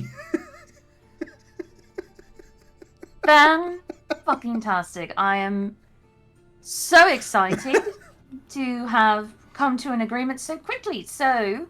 Hey, show me the money. Hey, show me the money. Let's just go. So, and she will very carefully pull 2 gold coins out of her pouch and drop them into his grubby little hands. He takes one, bites it, breaks a tooth. That's right. Takes the second one, breaks another tooth. God. Oh, that fucking stinks. But Licks it a couple of times. hey, that's good. Hey. What does he lick? The coin. Oh! Why? What do you think? I don't want to know. I don't want to know. So while he's doing that, Reza's just kind of looking around, and she's like, "So where's your ownership paperwork, your spare keys, that kind of stuff for this place?" Hey, I know where it is. And with that, you see him almost swan dive into the miscellaneous trash and accumulated items that he's hoarded over his many long years as an aging dwarf. At one point, it almost looks like he's backstroking through the trash. Oh, God. before he gets to a shelf at the far end of the warehouse after a good 5 minutes of trawling through. He takes a wooden box from the top shelf. There's a brief moment of you think he's going to just fall over and die. But eventually he manages to make his way back through the filth, trash, odds and ends, miscellaneous items as he gets towards you. He goes, hey, yeah. He'll hold the box towards you. Ta-da! Open the box, and inside is a perfectly kept, sealed with the wax emblem of the Lower Street's administrative office attached. Everyone thinks I'm a king of trash, but I know where everything is. You ask for a single thing, and I know it's in here somewhere. You are a treasure, Wurzel. And she takes the box from him, shuts it closed, puts it in the bag of holding, and says, now, come on, friend, how about we get your clothes on and head down to your new home? That's not that. And I'll just start taking the tabard off. Drops his linen underwear. At this point, this old saggy dwarf is completely stark as in front of you as he begins to sift through an old pile of clothing before putting something on and stepping outside. His 2 gold coins tucked deep into his into a pouch. He begins to waddle behind you in the direction of the folly. Yeah, Reza will shut the door, make sure it's locked, and seeing the seal of the Lower Streets District Administration reminded her about this rumor she heard. I'm like, oh, there is indeed. I need to mention that to Garrett. And then she escorts Wurzel back to the folly. Yeah, and... I will say, Reza, that the rumor of the Lower Street's governor throwing himself out of the window is now certainly circulating to the point where it's no longer a rumor. There is the occasional crier on the street corner, with a bell like, hey, hey, yeah, yeah. Governor tosses himself off the fucking tower, out of his home in his own mansion because he can't fucking hack it anymore. It's all your fault, innit? Yeah, look at you all. Scrubs, scrouts, wastes of space. The one thing that we had for this district, and you fucking killed him. Ding, ding, ding, ding. Has the loud coin got a job? Pretty much. She kind of just frowns at him and makes sure she catches his eye as she's doing it. So and it's very much a look that says, stick to the script, you fucking wanker. He would recognize you. Governor of Lower Streets throws himself out of the building. Unfortunate accident. Bad news for all of the residents of Lower Streets. Who knows what will happen from here? She nods slowly as they keep walking, and then as soon as she gets back to the folly with Wurzel, she's gonna look for Falco. All right. So while you're making your way back, we've got Scob who's done his thing. Garrett, is there anything you wish to add? What you've been doing in the morning? Well, excuse me. I've been I finished off my bottling, and I've had a very one-sided conversation with Cypher. Wow. Yeah. Well, I have to keep telling him what's going on, Yeah. I keep looking at his body to see if there's any signs of life, and roll there's me not. an investigation check.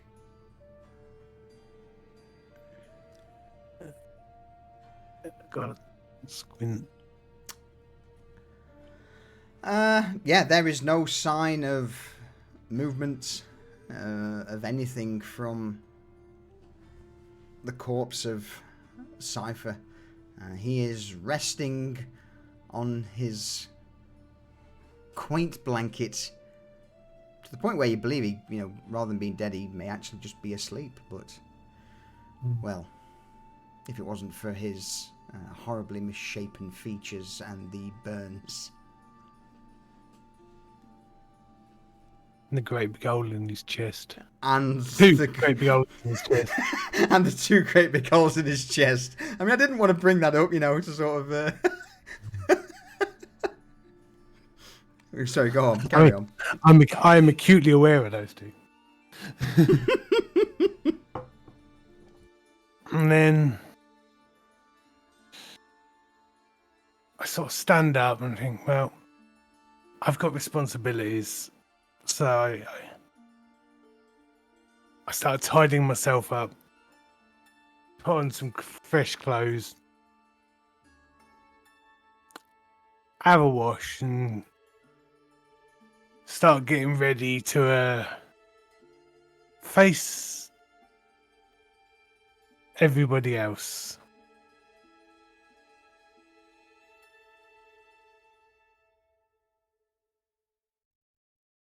Before I go, I take some gold out of my stash and secrete it about my person in my pocketception pants. Always keep your gold in the inner thigh pocket. And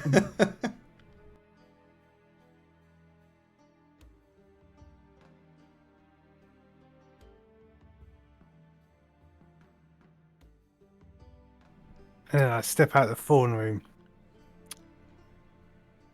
and head up towards the bar area. All right. So this is roughly early morning that you're doing this.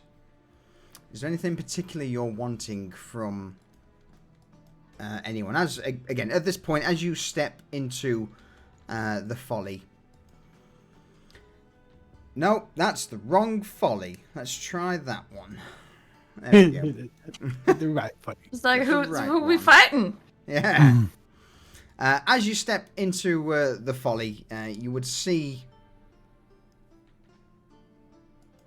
Falco sat at the table, scribbling a few bits and pieces down on a notepad. But apart from that, and of course Francis being in the kitchen, the folly's pretty much empty. Falco hears you, or at least the door open, looks over his shoulder. Well, hey, morning, boss. How are we doing? Morning, Falco. It's a new day. Is there anything we need? Any problems? Problems? No, actually, you know what? And with that, Falco will offer you a rather large, beaming smile. I dare say, for the first time in a long time, things are fucking looking good, boss. They're, in fact, to the point where I've even offered a few of the old lads the day off. But granted, there's an odd. You know what? Not your issue. If you hear anything about scarring, beating up employees, just leave it to me, right?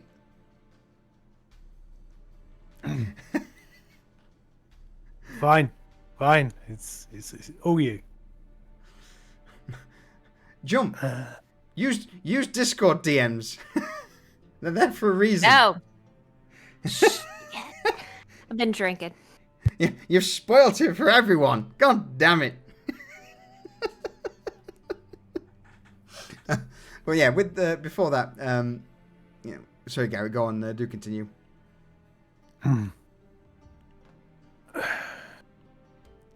Julian has been mentioning about a new stock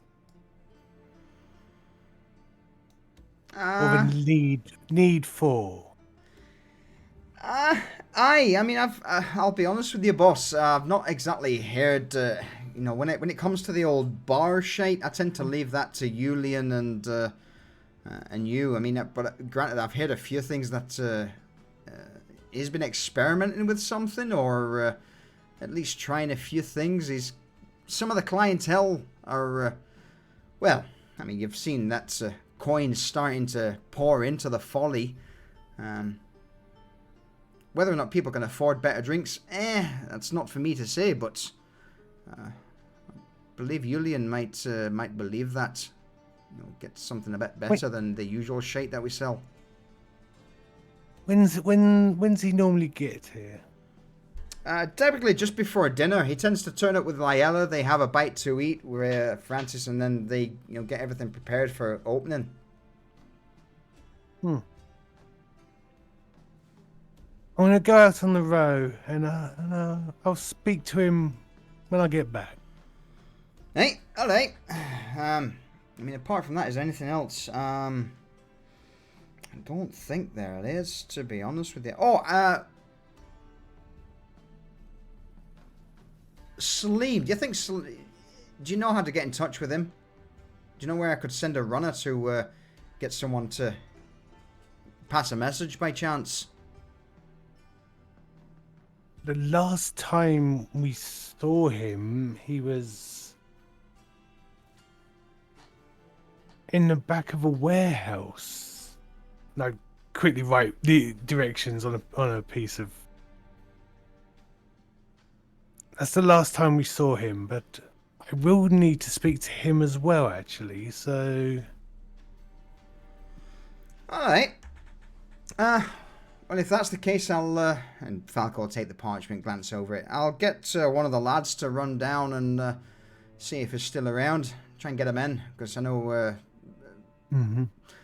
One of the lads who I employ for doing the odd jobs wants to have a word as well, so I thought, fuck it. If you need to talk to him as well, then I'm sure he'll be more than happy to.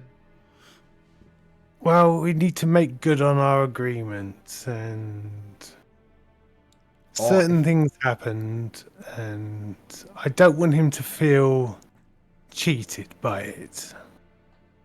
Alright. And Falco takes the quill that he's got at the table, drops it in the inkwell, and begins to write down a message.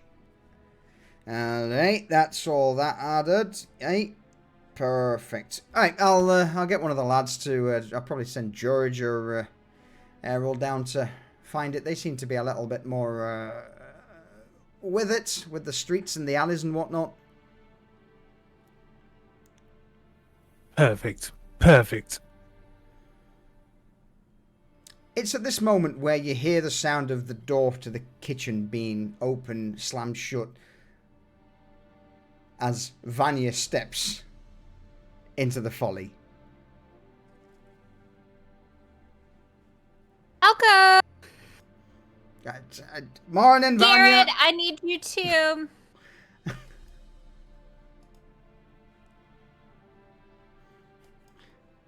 And she's gonna rush over to him. Morning, Your Highness. What can we do for you on this fine day? So, separate situations here. Falco, this is addressed to both of you, but Falco, I have a request from you. I went and visited the Sisterhood this morning, and we're going to start a new pilot program, and we are going to start feeding those that are in need that sign up, and I was wondering if we could. So, the last time I put some food on a cart, I was ambushed and it didn't go great. So if we could get one of the guards or someone to possibly go with the Sisterhood in this pilot program, it's only 5 individuals is what I told them to start with. To make it go smoothly. I don't want them to be harmed. So basically you just want a couple of individuals to act as guards so that your freaky fucking wide-smiled creeps don't get beaten the fuck up. Is that the gist of it? Why do you gotta put it that way? They're happy, Falco. Then they're not happy. They're damn creepy, Vanya. I've seen a few of them out on the fucking road, and they give me the creeps. They've never said anything creepy to me. It all makes sense. It's logical. All right. Well, what? um, I can assign a few individuals to guard your happy cohorts in their food delivering endeavors. Hey. To help the community, right? To help everyone, to feed the poor, to make sure that, of course, I'll don't you worry. I'll make sure that they're looked after. I also made a note. Have you heard anything about lizards in the Polka District here lately? Well, I mean, lizards, like, are we talking, I He's didn't gonna- get details. He's going to point towards the fire. I mean, if we're talking about, big red lizard who sits by the fire going out. Like Scarn? Yeah, Scarn's been out in the Polka District for the last few days, chasing down a few troublesome individuals. I don't think it would have been Scarn. I'm thinking like maybe actual lizards. I didn't get details, Falco. I just know that there's some lizards that are causing problems for my girls. I'm sure if there's lizards causing problems in Polta, Skarn will get to it eventually. If it's something to fight there, I'm sure he'll be first in the queue to fight it. Do I need to go talk to Scarn about it? It's at that moment where the door to the kitchen again opens. Reza pokes her head into the room. Hi, Reza. Oh. So you're all here to meet our new resident, and then she comes through with Wurzel under her arm. Who Oh, God. are you going to introduce us? Yes, I am. Everybody meet Wurzel. He has decided to retire to the Folly. You just see Falco from behind the table point towards it. Hey! That's that dwarven fucker who owes me money. Hey! Not anymore, Falco. Are we starting an elderly home? No, we're not. Wurzel has been one of our finest customers for years. He's getting on and... Bollocks! Sorry. Good, go on. I want to make sure that, like, at what point do we, with all of our customers, after they spend so much, that we Vanya, allow can them you to just- live with us? Vanya, I'll explain more in detail. Just go with me. Just quickly, at this moment in time, Wurzel's kind of looking like a corpse in Reza's arm, if she's carrying him. No, she's got like an arm behind him, like guiding him through the place. I was just going to say, as Vanya was saying that, she winks at Garrett, like, I've got you on this not becoming like a home for people who spend a lot of money at the Folly. Garrus is laying an appraising eye over Wurzel, and you see like the whites of his eyes are turning yellow, and there's a tremor in his hand, and it's like, well, this is gonna be my problem for long. Exactly. He knows exactly where Reza's going for this. So, I did him the favor of buying out his business and offering him to spend the rest of his life in comfort here at the Folly. Free drink and food. Oh, what's his name again? Wurzel. Hey, good. I've seen you before, Wurzel. Oh. Wurzel. Oh, Falco. Are you Sorry, fine. Falco, would you mind taking our friend to a room in the bunkhouse and getting him settled in real quick? Of course I can. All right, give me. She gives him a look like, please just do it. Yeah, he can't turn down that look. Falco begrudgingly nods and goes, all right, come on. It's the highly esteemed customer of the Folly. It seems that your 4 silver debt has been paid. Congratulations. Let's go and find you a nice place to stay, shall we? Put him close to the doctor. Let him look after him. So smart. Free healthcare too. This is fucking Canada. This is great. No, I'm kidding. Vanya gets a sense of what they're all getting a sense of, that he's not going to last very long, and has made a plan to go talk to him later. Oh, of course. I don't care what you do with him. Cool. So once Wurzel and Falco have left, Reza says, "Listen, his warehouse is next to ours. I bought it for 2 gold. He's not going to live that much longer if he keeps drinking the way he is, and I'll have a chat with Julian and let him know that he should keep drinking the way he is. All right?" Reza, Yes, what? Before you spend 2 gold on things, I wish you would come to me. I feel like we could have made a compelling arrangement with him that wouldn't have cost us 2 gold, and we would have gotten it.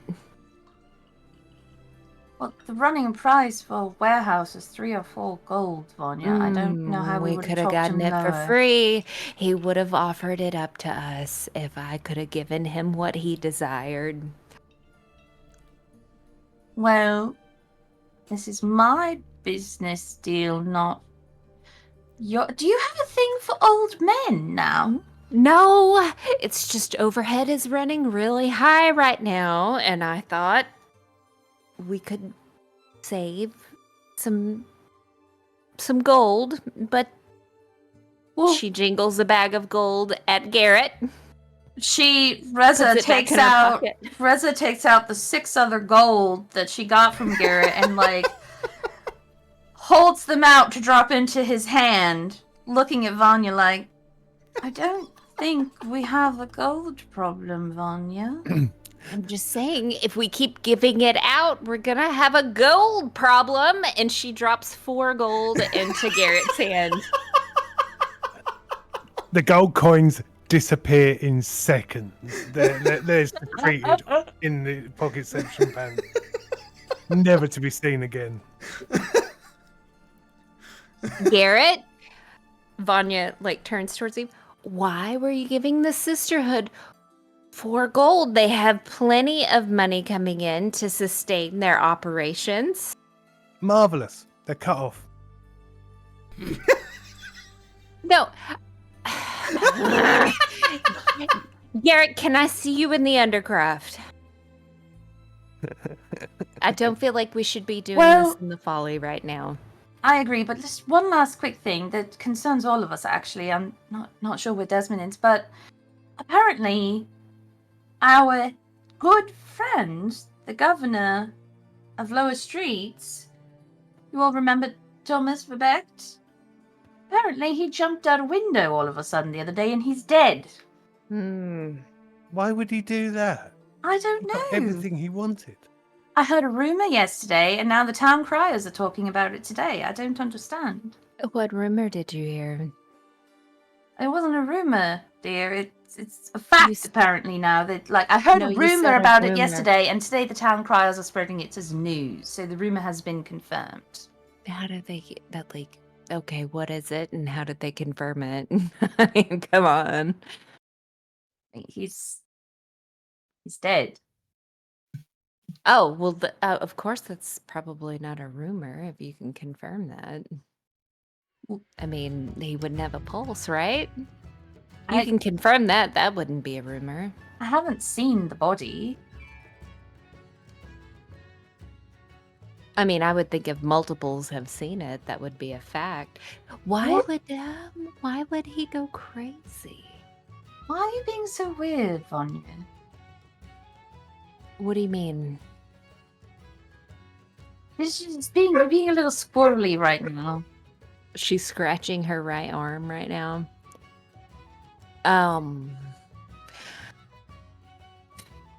Okay, let's go down to the Undercraft, because I need to tell you something. Okay. I can give you 10 minutes, but then I need to be out. Well, I mean, don't walk slowly. Maybe walk quickly, because I have a lot to say.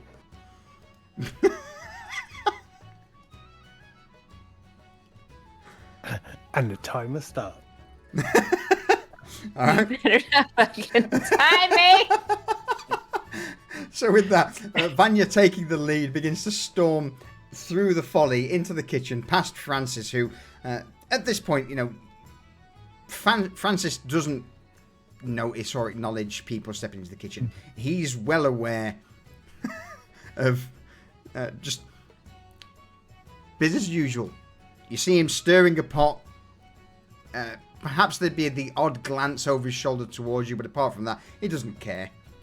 You step down into the basement, eventually opening the door to the undercroft. And it's there. Shall we call a quick break since that's where the ads are rolling? Yeah, go on. Sure. I'll pause the Go on, then. timer. Pause your timer. Perfect. This better not. Yes, solution having pause it.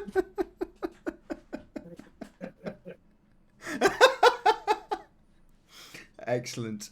All right, we will be but a moment while we go for a refill o'clock.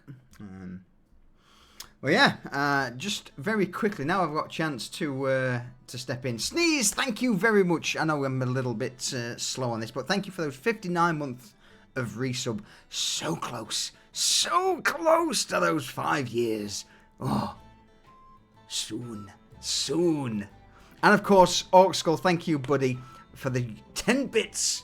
Getting your bits out. How could you, good sir? I expected better of you.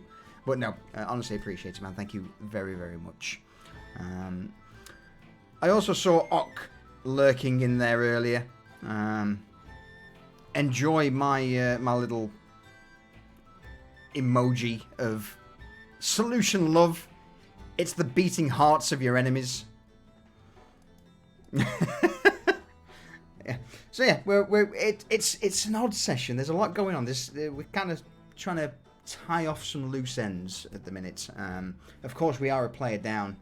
Cypher is currently dead as dead can be. But with that, I'm going to take a brief moment and refill the drinks. So I will be but a moment. Appreciate all the support and views. BRB.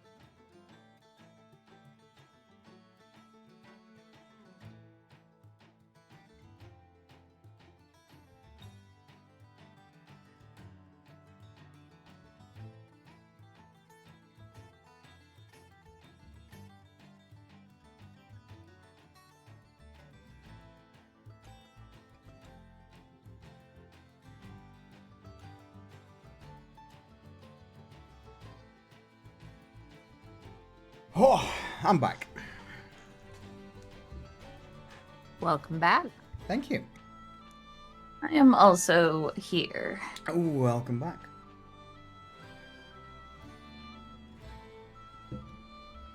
Oh.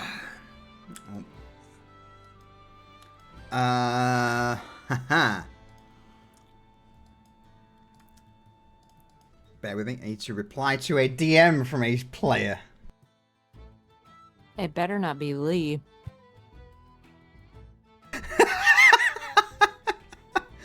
I mean...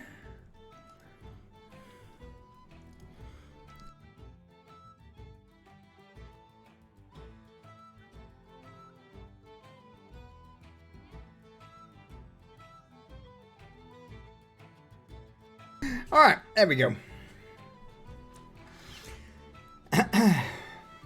Garrett, welcome back.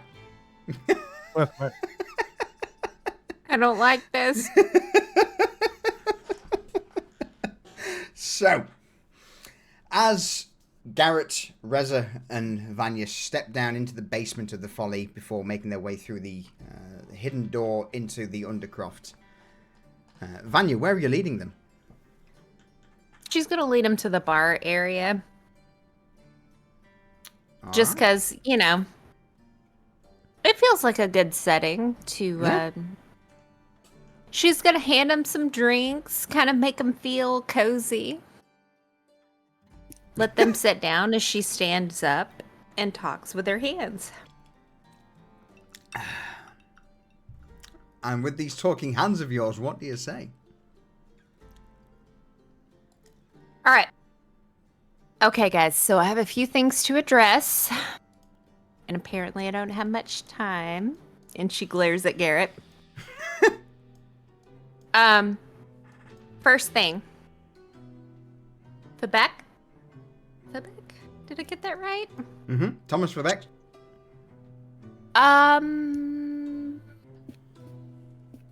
Let me just say that I may have been feeling a little weak the other day and may have called upon a contract, which I may have forgotten was with that individual. And I kind of felt his life force go away. But now let's shift to the sisterhood. And to... So, but, what do you mean contract? You know, he wanted certain things, and as a part of that contract, I could source some power from him, and it being my first contract, let's just say I wasn't as good with it, and I may have like overpulled, like, and he fell out of a window. I just told you that. But it's his own fault for being by a window whenever I was doing that, right? Like, he could have just fell dead in his room. Why? Okay, what? I don't understand, but why would you do something like that with the person we were relying on to be... I made the contract before you guys did that. It's not my fault that he was important when I made the contract. He was always doing... Very quickly, I'm probably going to say at this point, Desmond, would you be back for this, or are you still out? Desmond was in the Folly, and if he heard them storm downstairs, he would have followed them. All right. But here's the thing. Lessons learned. Next time that I make a contract with an individual, or before I make a contract, I will say, hey, is this important to you all? I feel like, you know, I've learned and grown from this encounter. Right? Reza just looks at Garrett. Like she doesn't know what the fuck is happening. It was an accident. Can you guys repeat with me?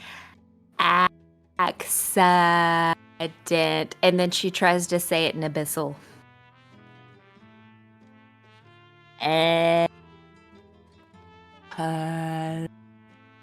You just... No, that's anal drainage. No, that's completely the wrong word. I've still got some learning to do. Okay, that's not... How do I say it in Abyssal? How do I say accident? I don't think that's relevant right now. I mean, I feel like that would be a good word for me to learn in Abyssal. I feel like I would use that a lot. No? Moving on to the sisterhood, No, Garrett. going back to the bet.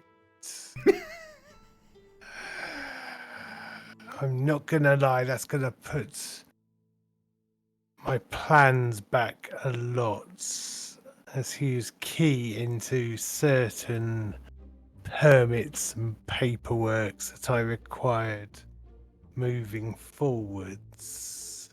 Don't you worry, Garrett, because I'm going to find you a new governor, and I will have my sisterhood help.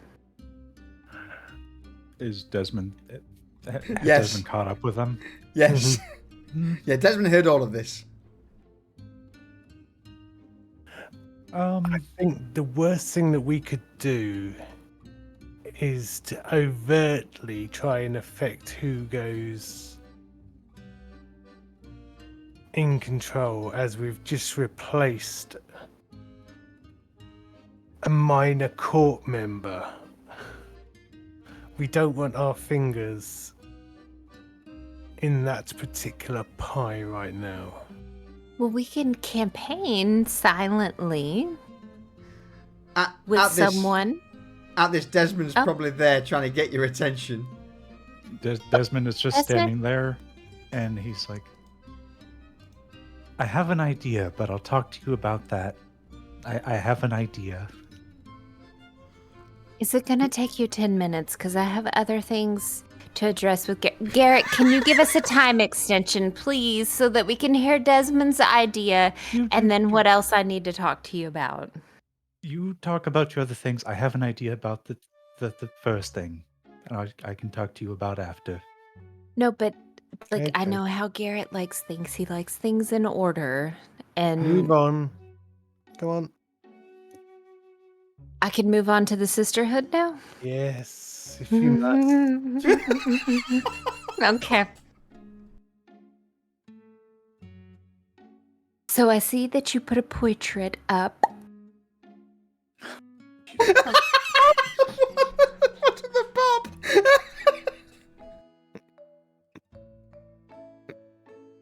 I made no such changes to your thing. With a safe behind it. I know they had a safe in the office last time I visited, but there was nothing in front of it. It is now you.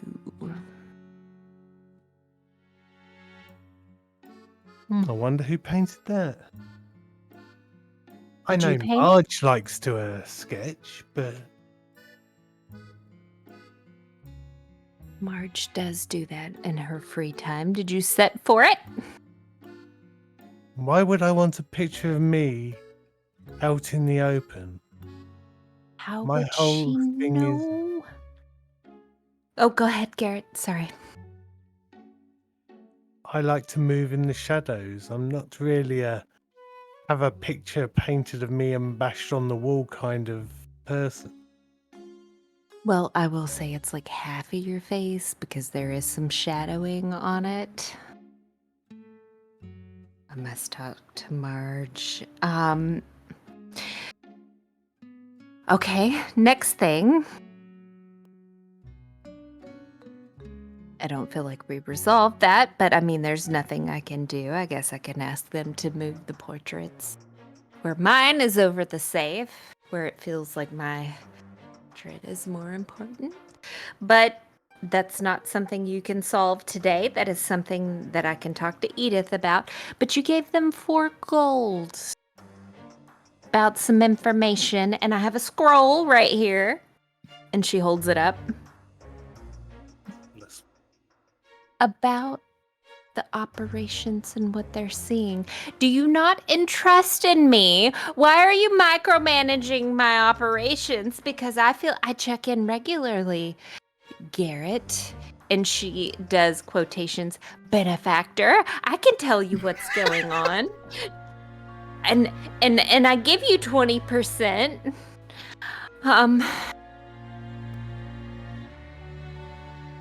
Well, I bumped what- into Gina in the street the other day, and she invited me in for tea.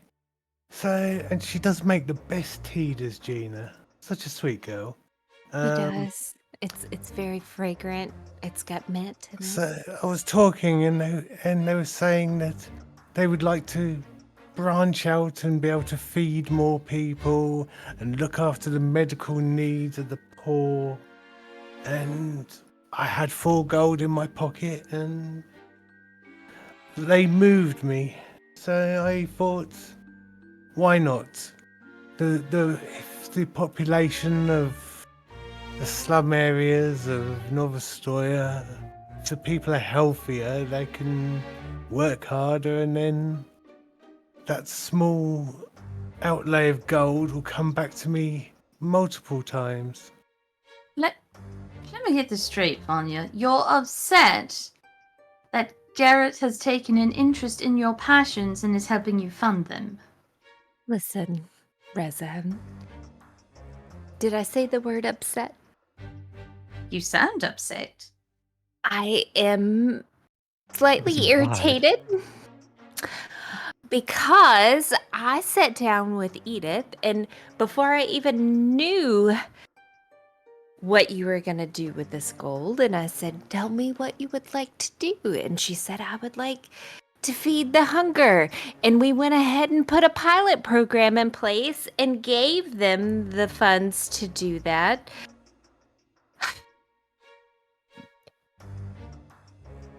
I appreciate it, Garrett.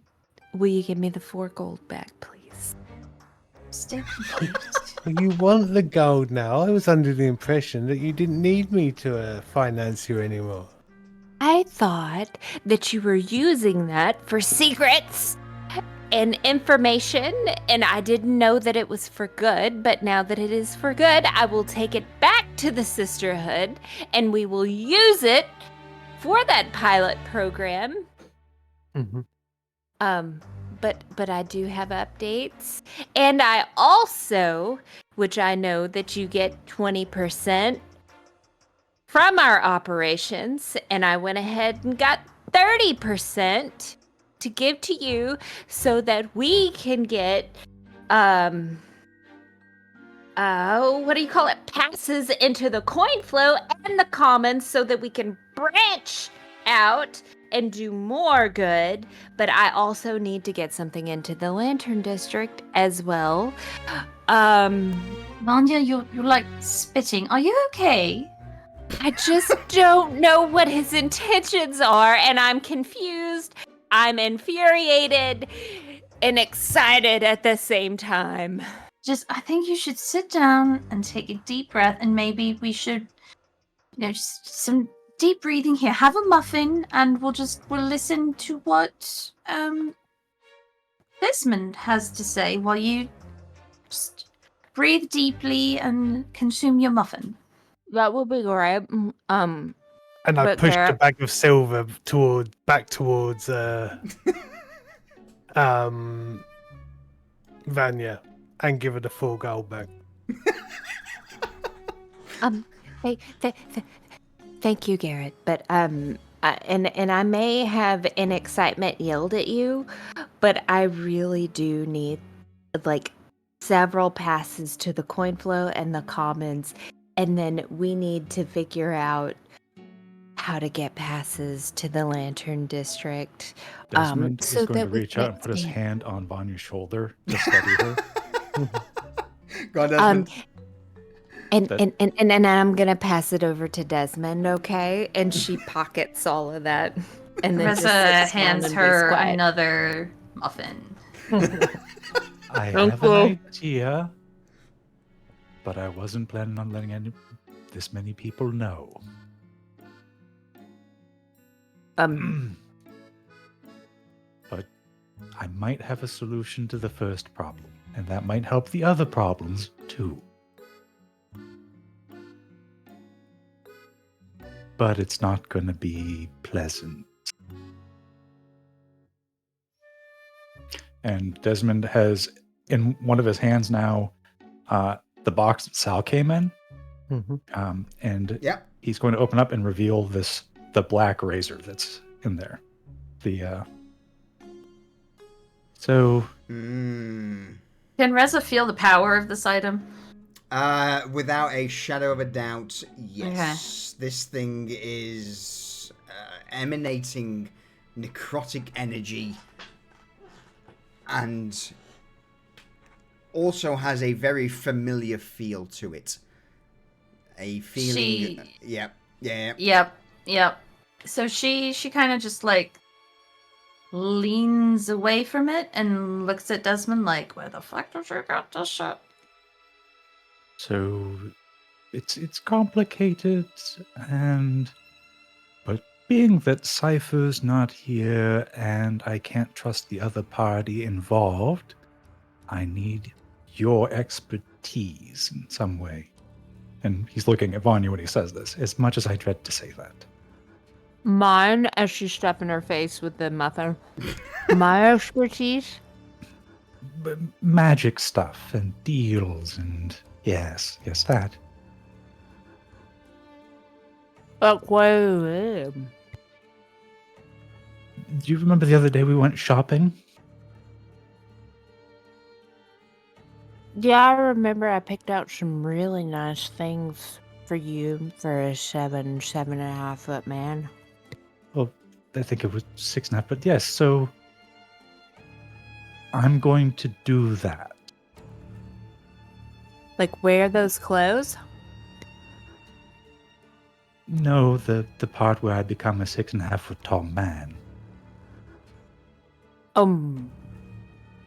Like you're gonna grow overnight? Well, that's where you come in. Because I don't know how to... Do I need to rub you down with something? No, that won't be necessary. I just need you to help make sure that things go smoothly and that this gets back where it came from. Where does it go? Well, you can probably guess. It needs to go back to the society, in particular, the coroner. Is this going to help you become a 6.5 foot tall man? Blonde, right? Well, yes. The details are hairy and complicated. Are you going to be a hairy man? I didn't inquire. Have another muffin, Vanya. Oh, so good. What do you need from us, Desmond? I need Vanya to wield this and make sure that it doesn't leave or disappear. The box? The blade inside. It's very sharp, so that's why it's in the box. Okay. This needs to go back to the coroner after I'm done with it. I cannot overstate the importance this does not float around through the city. No, I mean, I would immediately take it, but when are we doing this? It sounds like the faster the better. Are you sure you don't want me to make sure it gets back to the coroner? He asked me, Reza. Well, if we can if more help is better, I just need someone who knows magic there to make sure that... And he's going to look at Garrett and go, the nurse is involved. The nurse? This is a precaution. The muscles in Garrett's jaws just tense for a second. So, I have a deal with the nurse, and I don't want her to help her things that were not in the deal. She will.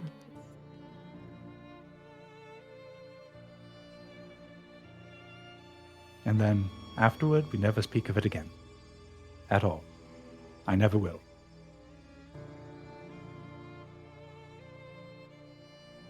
Speak of the The thing, or like when you turn into, like you need to be specific. What are we not speaking again of? The transaction. All of At it. all. But this gets me what I want. It resolves the problem that's come up, potentially. And also, Wait. I would like to have this done before Cypher Week's back up, because if he gets all the way through his process and I haven't made any progress, I'm going to feel dumb. How is this gonna resolve the mayor problem? Are you gonna become the mayor? Well, it's with the governor, but The governor? potentially I can give it a shot. We could back him. I think that the idea would be to just, I would take care of that if this works. Could do that. Legitimate and illegitimate. It's dangerous, but we don't exactly get by being super safe. We take risks a lot. And it's becoming more high stakes every day. Do you have a target in mind? Oh, yes. Do you need help acquiring it? Potentially, but I hope not. Well, you can count on my help if you need it. Is this the 7-foot half blonde man that you were talking to me about the other day? Yes, but he's not that tall. If he is, I'll be very impressed. Wait, how tall is he? At least twice as tall as I am. She's gonna measure him up. Yeah, so it would be approximately somewhere between 6.5 to 7 feet tall. Like, he's a very big man, but it could be just perspective. But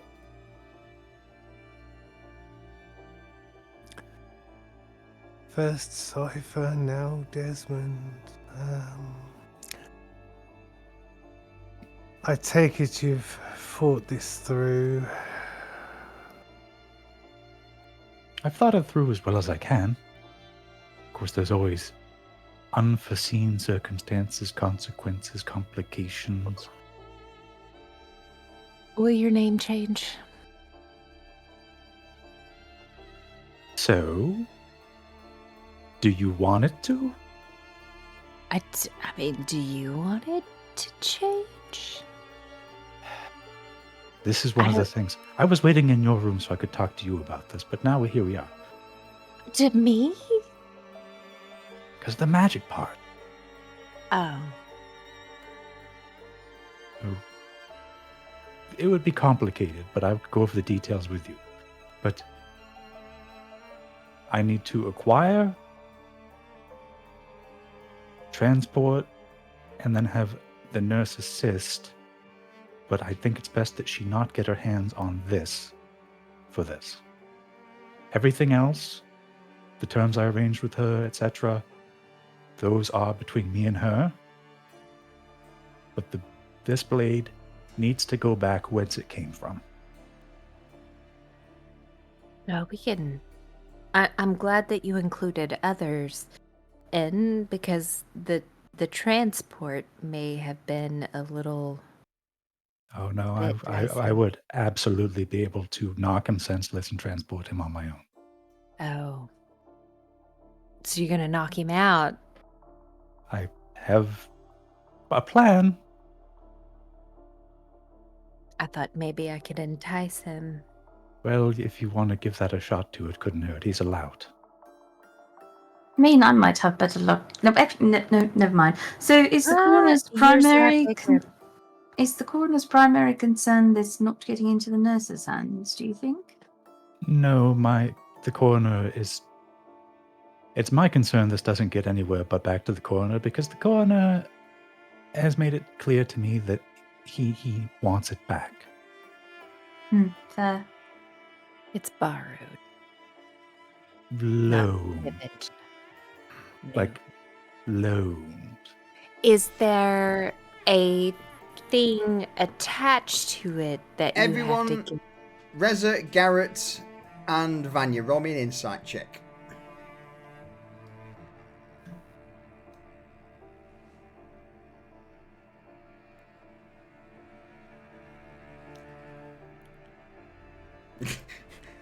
That's fair for Vanya. All right, Reza, Garrett, you both would know that the coroner certainly doesn't make deals lightly. Reza, you would know that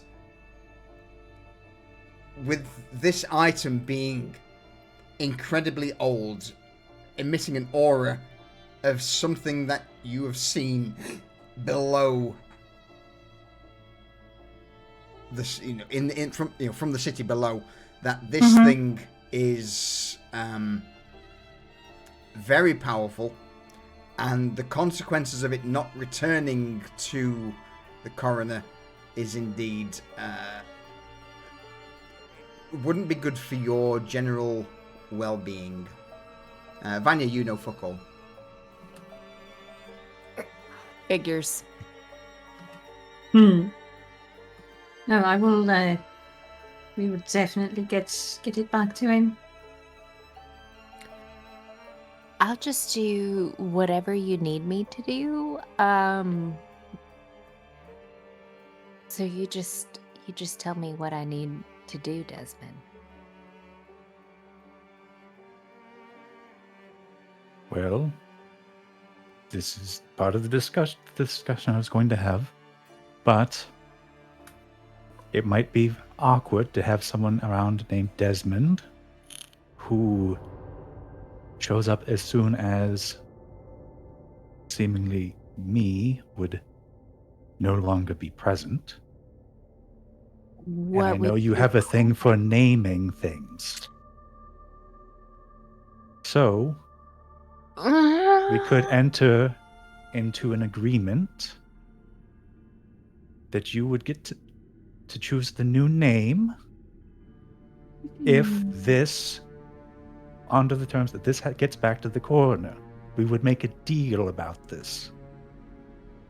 Desmond, I cannot come up with a name right now. I'm going to have to see you in all your glory and in what you do because, I'm going to need to fill you out. A binding contract.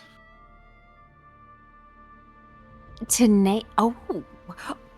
That would be the trade. You get that if I get you getting it back to the coroner, with or without assistance.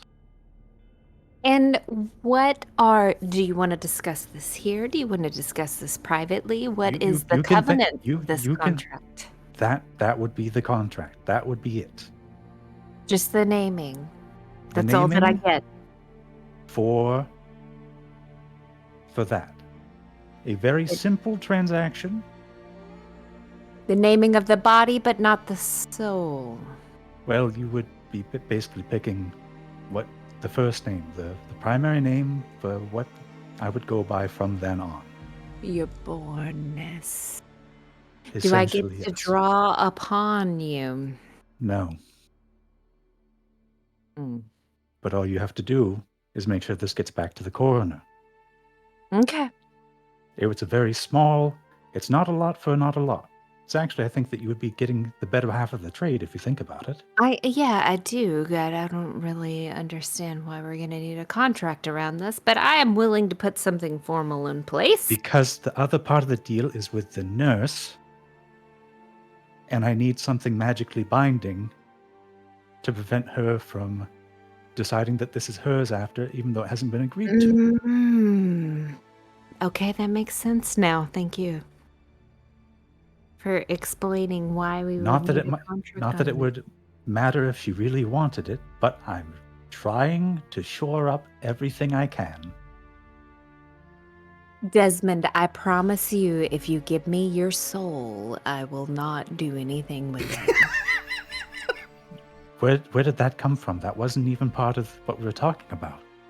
But I just wanted you to know, we could put that in the covenant somehow, so that we can protect your soul. No, I don't think that would be necessary. We may need to discuss this further. Well, it sounds like we need to move quickly. Oh, you want this done right now? I can get... The faster we can get things moving, the faster we can resolve the lower streets issue and prevent the streets above from crumbling down because they impose a manic dictator or someone. Because the court will put whoever they choose if no one steps up quickly. And they may still anyways. So we But need I'd to go rather get this try. body now? Well, it would be probably tonight at the earliest. As I said, he's a lout. He likes to drink and whore. And that makes him a perfect target. Vanya's gonna wink at Reza.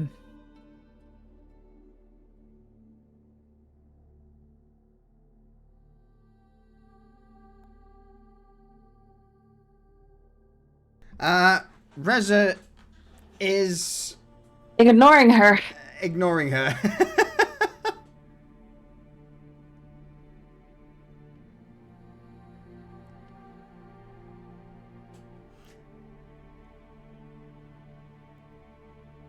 Well, I gave Cypher my blessing for his plan, and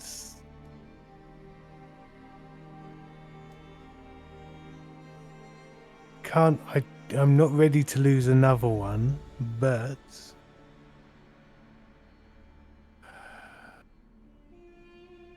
what do you need? Well, if this works, I imagine there will be a lot of documents that will need to be signed. I've thought about things, and things are occurring to me.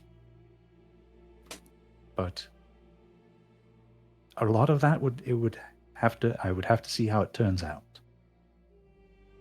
The main thing is I don't want to bring this above ground. Mm-hmm. Which may mean the nurse would have to be here for this.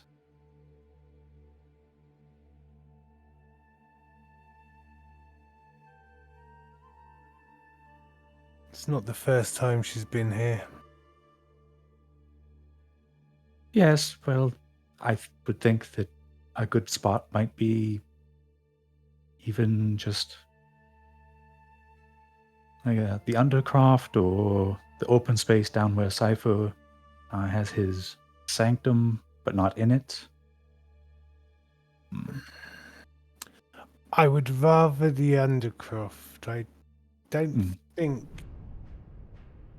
the knowledge of Cypher's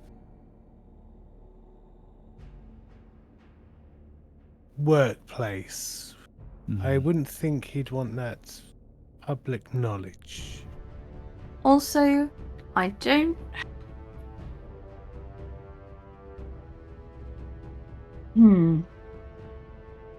The fighting pit, then, maybe. There will be no one around except for people who aren't going to be around very long at all. It's a fair point. Nice open area. I could move something for use, one of the bar tables or something, and then we would just need to hope that Vanya has a steady hand with a razor.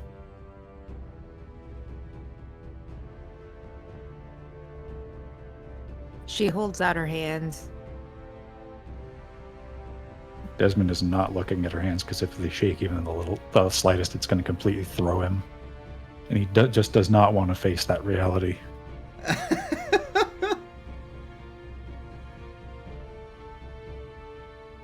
Can't believe I'm gonna say this, but I believe you can do this, Vanya. She holds her hands up and she goes, I know I can do this.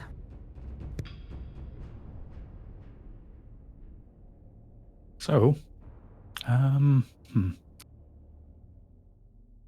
my debts are mine, and I would like to make sure that that's as far as they go. And if this is something that you'll assist with, I will... Could you, maybe some assistance to make sure that things go off without hitch would be good, but I have things that can make this work very, very simply, and Well, we can get it done. Desmond, you're one of us. Whatever you need, you'll get. Well, we would be looking at going to probably Asmund's to find the man, or near there.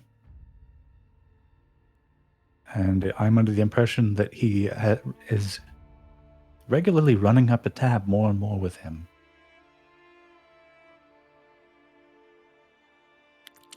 Won't be a problem then. I'll buy the debt from Asmund. Well, that had occurred to me, or get you paid back properly. That's fine. The money coming back from Asmund shortly will more than cover it. All right, well, this was much easier than me just going and knocking him out and dragging him through the street. Mm-hmm. I've decided on a name, Desmond. What's that? Dorian. Well, you could have picked way worse. Okay. No, that's it. Yeah, no, that's great. It's what I've set it on. That works. So, And as a nickname, Reza, we could call him Dory. no, Jesus. I won't. I'm not going to do that. But, so, here's the thing, though. Wouldn't you want to keep the name the gentleman goes by now so that you can leverage whatever clout he might have? Well, I would use his name under false pretense, but then the name that I would use everywhere else would be the new one. So we aren't calling me then as Desmond now. I would say that you would all know the vast majority of people who tend to run in the court tend to go by surnames, family names, house names, rather than given names. Well, you know, there's also the matter, like, I have plans based on that can only be enacted or researched after the fact. But I would just use that name going forward. Not that I wouldn't remember what I was called before, just it would make it easy, you know, a painless transition. Dorian Thorne. Well, let's just stick with Dorian, and everything else we can go from there. You don't want a last name? Well, last names might have to be imposed. Might have to go by another one here or there. Okay, Dory.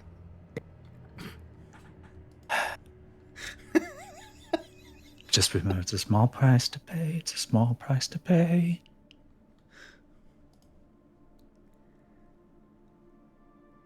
This conversation's yes. gone on. So go on. No, I'll let you carry on. That's it.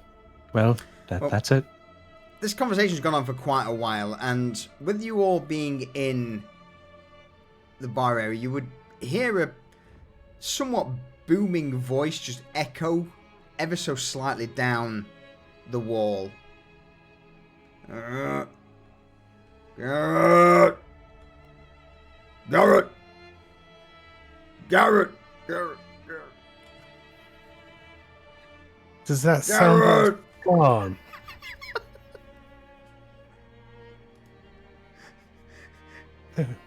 It does indeed sound like Scarn.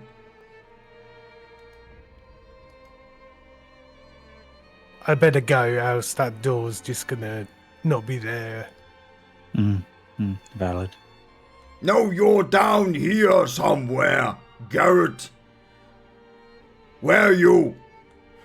You then begin to hear the sound of heavy metal striking cobble.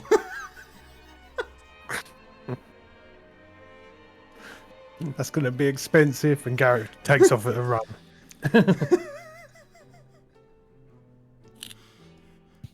So while Garrett's leaving the room, Vanya, Desmond, Dory, and Vanya, are you following, or are you staying here to discuss things further? Reza's following. She's following because in the event that something gets discussed that's about her situation, she needs to be able to chime in. And Desmond will follow because he needs to know if something's going to fuck up his plans. There's certainly a good chance of that. As Garrett heads down the corridor, up the stairwell towards the folly, you open the door, and for a brief moment, you would all see Skarn immediately turn towards the secret door opening, with him having a somewhat surprised expression.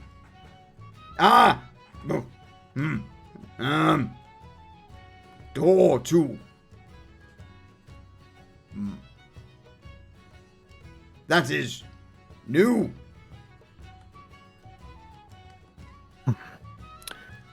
Actually quite old, but it's a story for another day.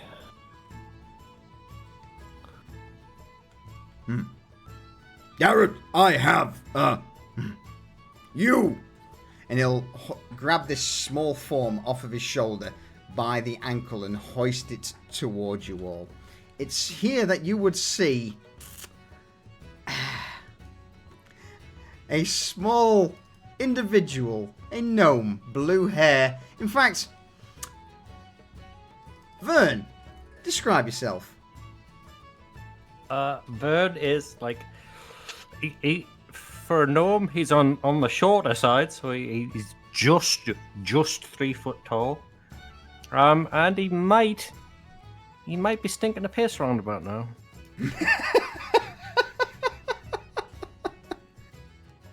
But he has blue hairs, a lovely grey beard, and piercing blue eyes. Found interesting gnome. Thought you should. He speak tongue of dragon, and he'll just wiggle Vern in the direction of Garrett and the rest of the crew. Why don't you put him down? I'm sure he can walk like a normal person. Is he dressed? Is he conscious? Is Vern conscious? Yeah, but he's looking a bit car sick, like travel sick, because he's been bounced all the way here, and now he's upside down, and he's hanging, and blood's going to his head, and he's like, fuck, I've got to be sick. Skarn. No, it's not. Are you go on, Garrett. clothed? I was clothed. Yes, yeah. I'm clothed. Go on, Garrett. No, it's not often that somebody impresses Scar. Had issue. Went to remove gangs from Polter, but well, this one interesting. Thought bring back perhaps interpretoring words for Skarn. And with that, he'll drop Vern to the ground with a thud on the cobbles in the basement. Vern will just lie there winded, like,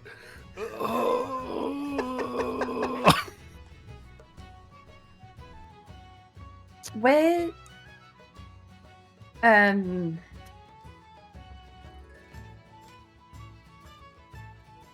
Where did you find this fellow? Skarn went to Polter, clean old issues. Gangs no longer problem. Found gnome beneath bar. Speak tongue of dragon. Therefore brought back. Talk! And with that, Skarn will point a big claw towards Vern on the ground.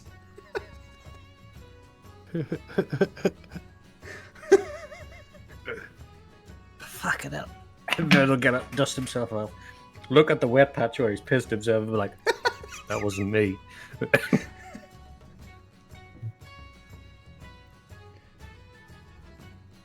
So, you can speak with the Dragonborn. Oh yeah, when he's a conversationalist, once he's speaking Draconic, he won't fucking shut up.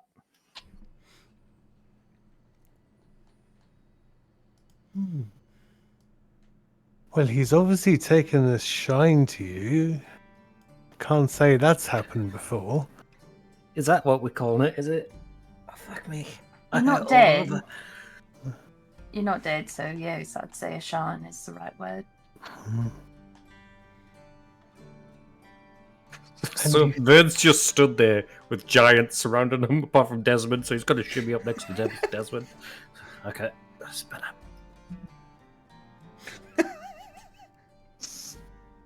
So, what do we call you? Oh, me? Oh, I'm Vern, ain't I? Vern Star Chaser. Entertainer extraordinaire, you know? Entertain you do not, work bar Scarfound. Never heard of you. Sadly. I'm gonna need you to audition if you're gonna entertain the bar.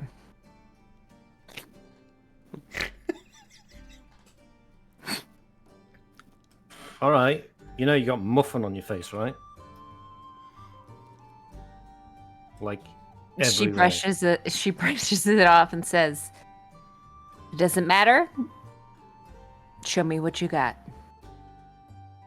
Let's take this conversation to the bar, because if we hang around here too much longer, poor Francis will, well, you know how he gets.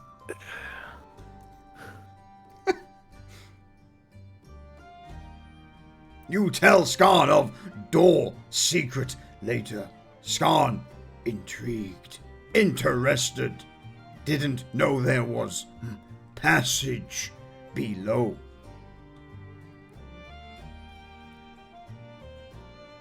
Yes, I think we've got something to show you at some point.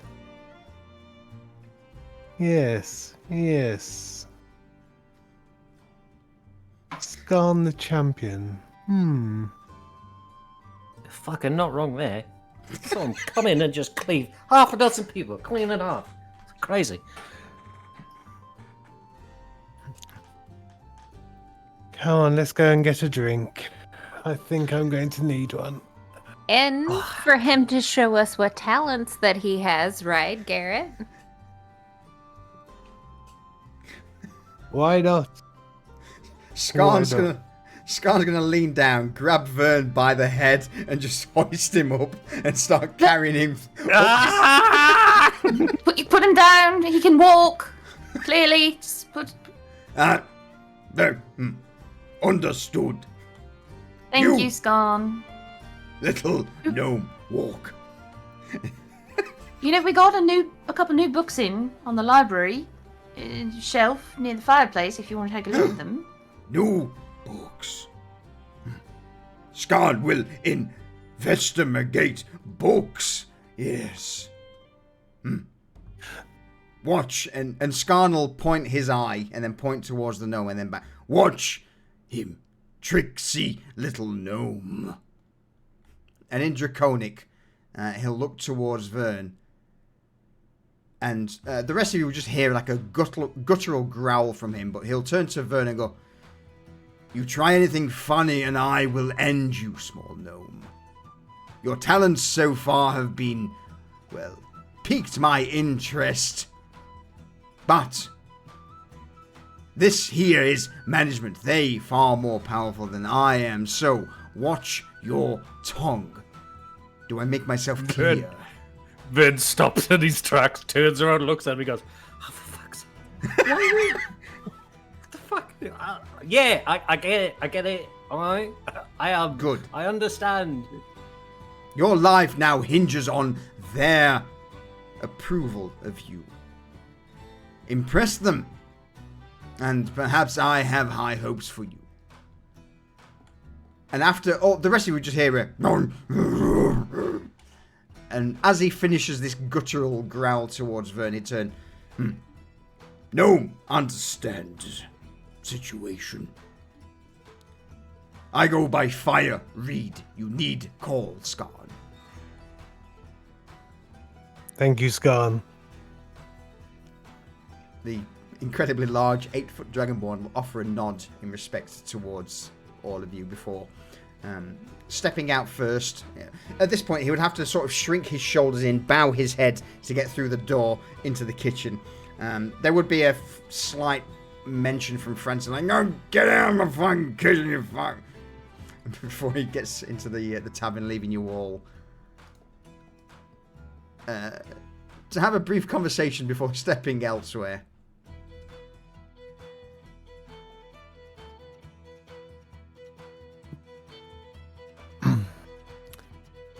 So, let's go through and take a seat.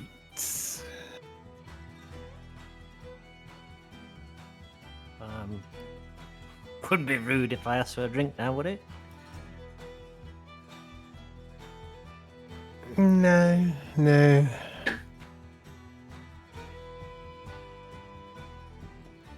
what would you like? I mean, I'm partial to mead. You got mead here in Nova Stoya? I'm not from here, so everything I've seen so far is piss water. Like mead. You know what mead is? Yes, but honey's quite hard to come by here. Anything close to mead? Where are you from if you're not from Nova Soya? Oh, I'm up north of the Brack Empire. Long time ago. Although I never really belonged anywhere, to be honest. So. I'm gonna go behind the bar and get him a reasonable drink. More of say a fortified wine type affair.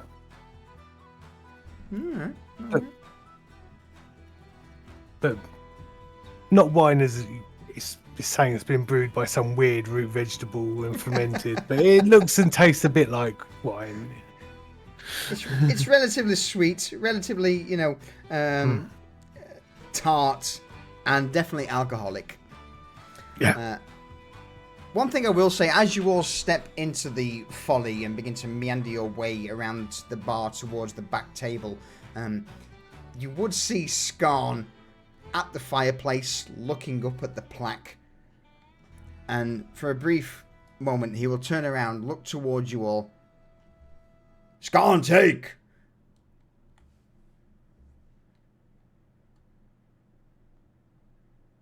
He'll point towards the cleaver that's hoisted above the fireplace. The cheddar. Yeah. At least the only one that could wield it. You don't really say no to Scar. No. I've never said no to him.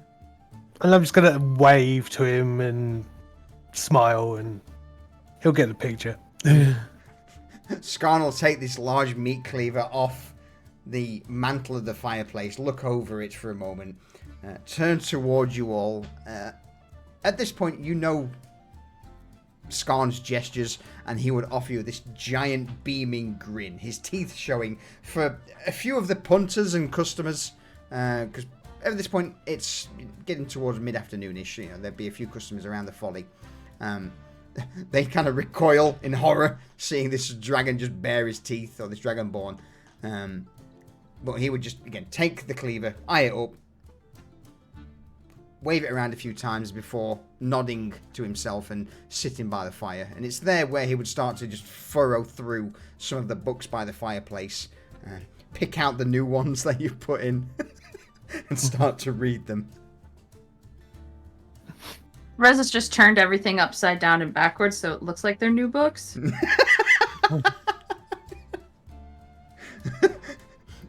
They'll spend quite a while going through every single book, just seeing which one's new, giving you enough time to discuss what you need to.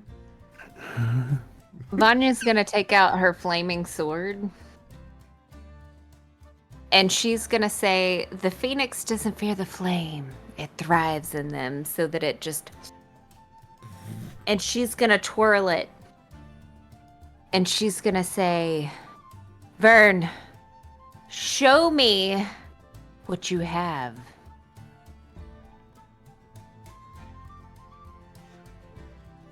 And Vern will go, well, you don't see that every day, eh? That is... Fire! Fire! There's fire! Couple of them. The phoenix doesn't fear the flame, it thrives in them. She sheaves it back. Fucking hell, where'd you get this one from? Oh, God, Garrett. I'm And just then trying to get that's him to show him what he's Vicious like. mockery. And Vanya. Vanya, wisdom saving throw. You would feel a slight emanation from his words as not only he speaks this, but there's a quick incantation and a twiddle of his fingers. Wish. You immediately know he tried to cast a spell on you, Vanya. You silly. Vern, you should know better than to do that. Hey, you said show me what you got. You should know better than to pull out a flaming fucking sword in the tavern. It's What an she said. entertainment, Reza. I'm It's funny trying to watching you get go him up. to show me entertainment, not... And then in retaliation, she's gonna cast hideous laughter on him. What? Is there any particular words used to cause this? She's gonna use embrace the glorious mess that you are. Vern.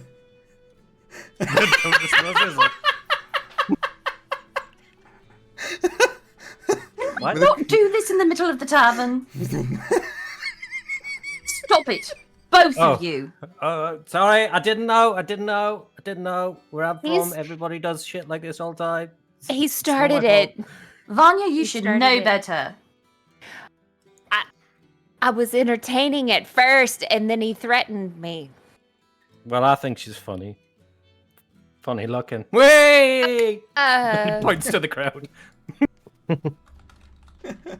So, with that, everyone, most people don't seem to be taking much notice, apart from those who saw the fire. There seems to be a little bit of a discussion in the time with Skarn leaving you guys in the basement. There seems to have been a bit of a ruckus, and you'd probably hear the odd word of "You fucking lost my bet, you stupid." But fine, here's the 5 copper I owe you. But yeah, the vast majority of people, apart from those nearby to the table, don't seem to take any notice.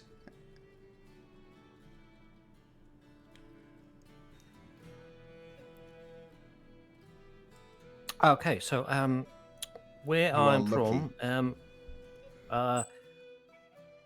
I used my abilities to, let's say, make a fair fight less fair. Do you know what I mean? Tell me more. Right, so, alright, imagine this. He's got his finger and his thumb making like a,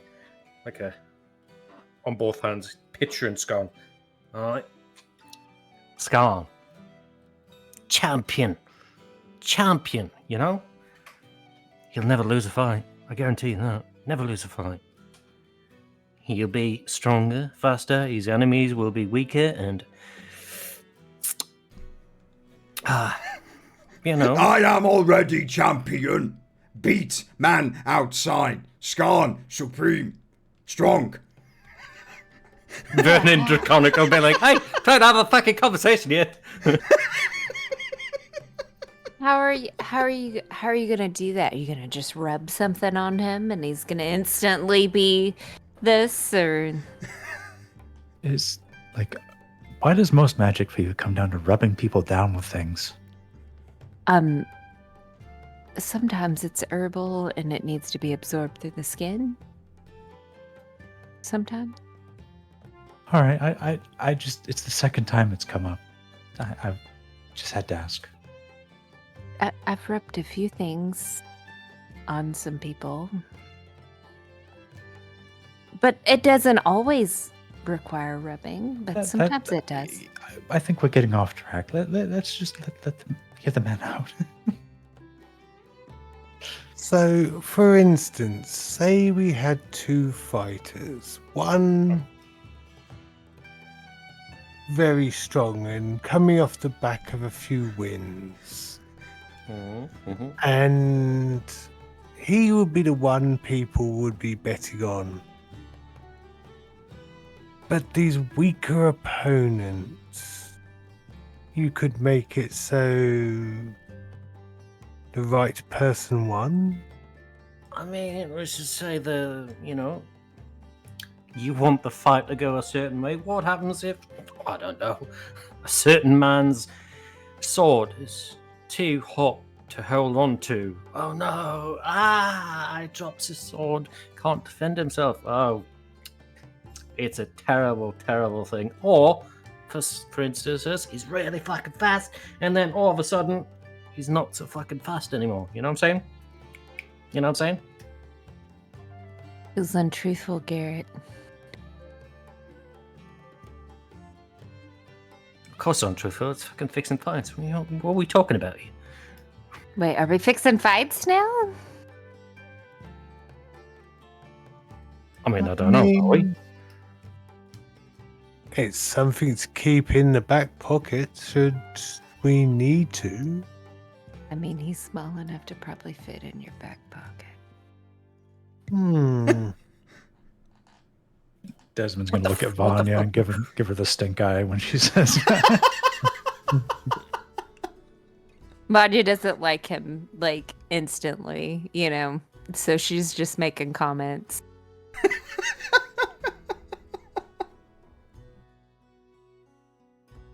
So are you some sort of trainer? No. Fuck training. Why train when you can cheat? More. I used to do ring announcements and shit like that. I mean, a little bit of training, but most of that's just fucking bullshit. I say I was a trainer, pick up a fella, do a grand entrance, and then cheat. Vanya's gonna lean in. Can we trust him if he cheats all the time, Garrett?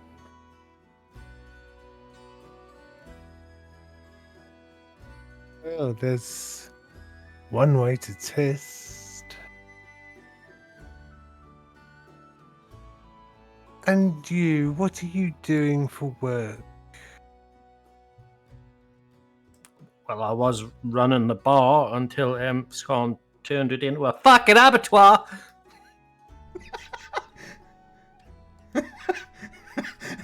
As you turn around and shout this across the tavern, Scarn's head perks up, looks over towards you, and you just see a single draconic finger raised in your direction. They were against folly. Competition. Not required. Problem causes. Scarn. Problem solved. And he'll look around at some of the punters now. Bear in mind, a lot of them have started to recoil away from him at the minute.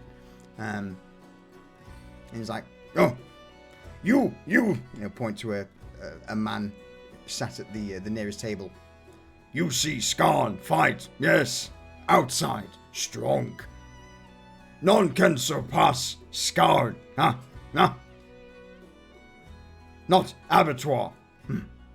More like words. And he'll start grumbling in his draconic tongue. Gnome, what is the word in common for success? Job done, as such.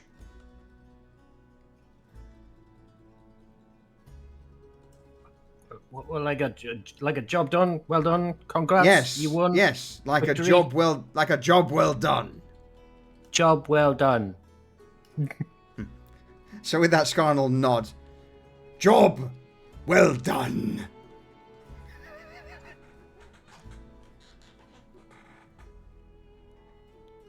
Okay. Well, Skarn has brought you home.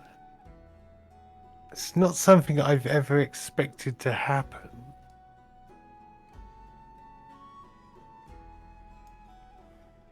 And your employment is a bit lacking at the moment.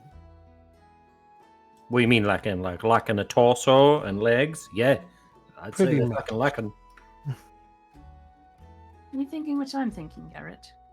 I'm thinking a trial basis working with Julian. We'll And give me. you room and board. That come with clean pants, and he looks down.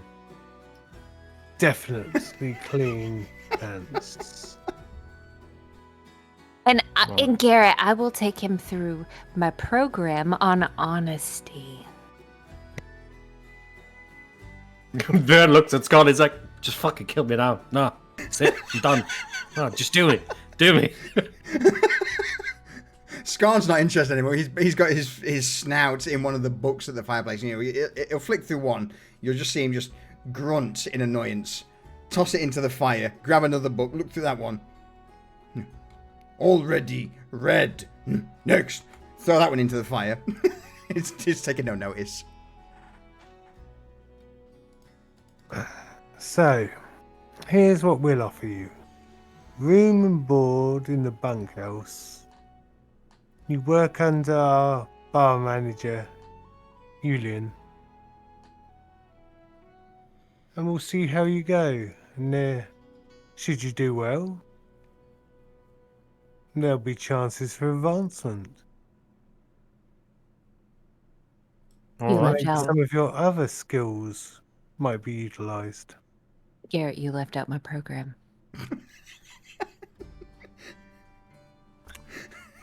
Vern looks at Garrett and is like, "Please don't make me do a program."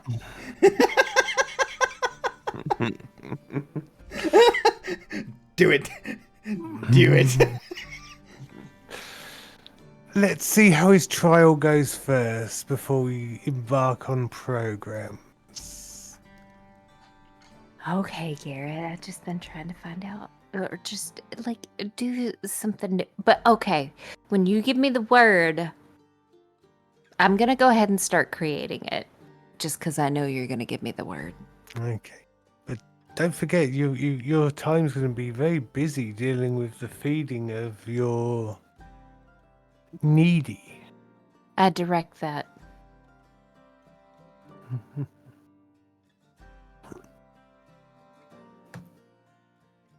So,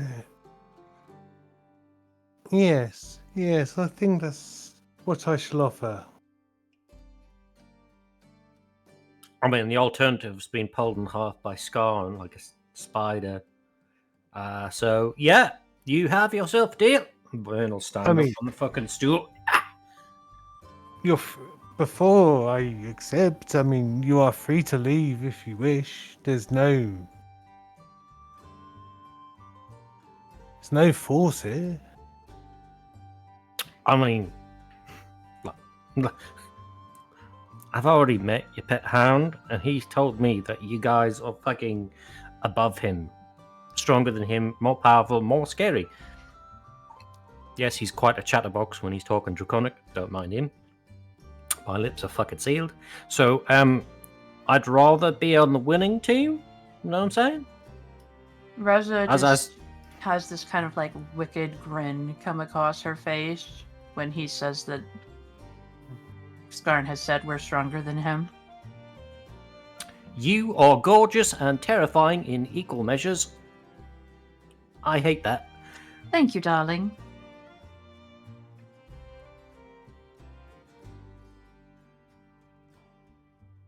Then I put my hand out and we have a deal.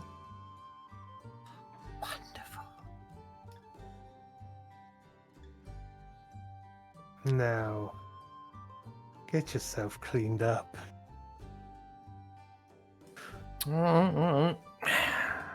Will do. I'll be right back. And he then goes off to see if he can fucking fleece a gnome for his pants.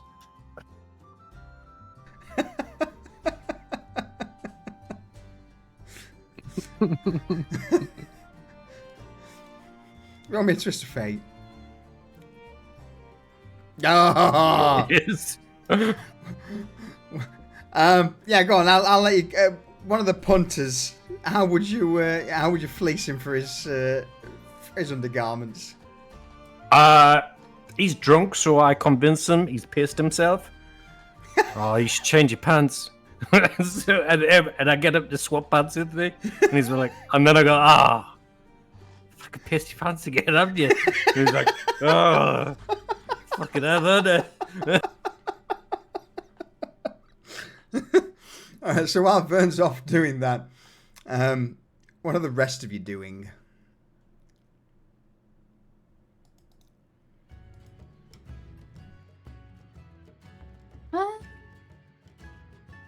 I can't. Go, go you ahead. go. No, after you. I was going to say I couldn't remember if Reza had finished the warehouse conversation with Garrett yet, but she gave him the gold back, so I guess that's done. So yeah, I guess she's just kind of like following Garrett's lead for the rest of the night because she's got another day until she has to deal with Arabetha and setting up the business. Correct.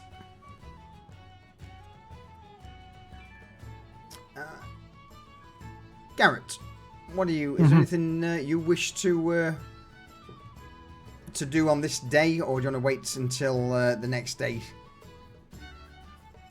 We've got a little bit of time. We could probably do. I'm gonna take a stroll out to Market Row. All right. So Garrett's with Reza in tow. Anyone else going with them?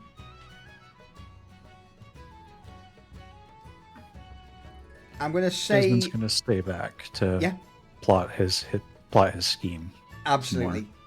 All right. Vanya's gonna stay back to talk with Francis. All right. So, in that case, then, we'll go to Market Row for now.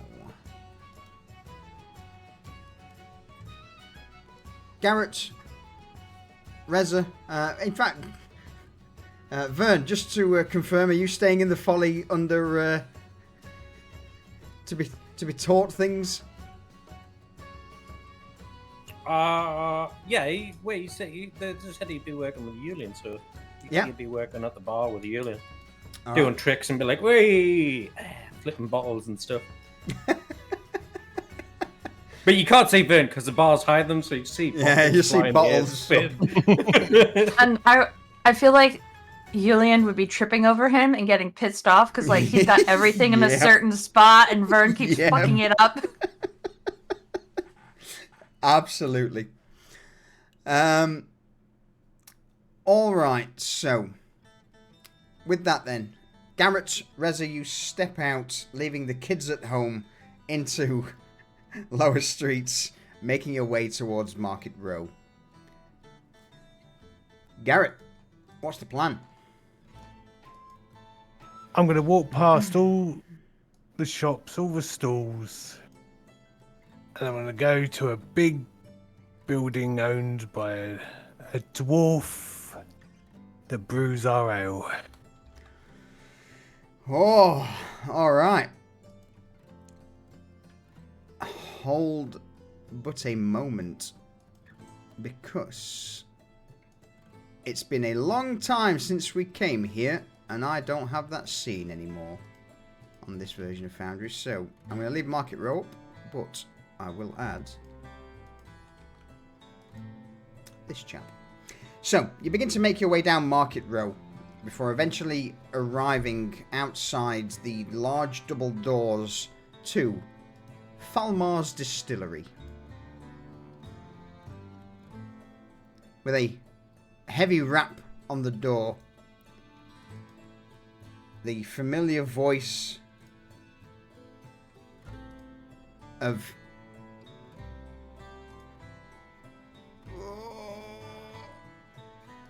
bear with me while I sort this out. There we go. So the familiar voice of Falmar Underhill rings out. Hang on a minute. Are you there in this? Hold you. Stop banging, hold your fucking horses. Heavy steps of a dwarf behind the door echo before eventually several locks open and Falmar's face pokes around. Ah! A Gallet, Ezra, it's been a while. What? What are you doing here? I've come to speak to you, actually. Falmar Underhill, I've come to bargain. Mhm. It looks with you with an inquisitive gaze. I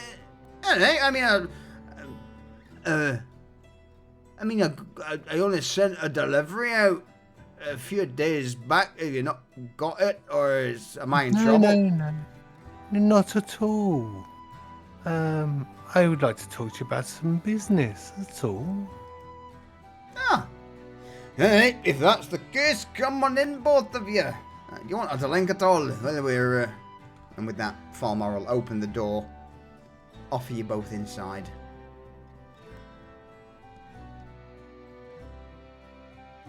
Maybe later.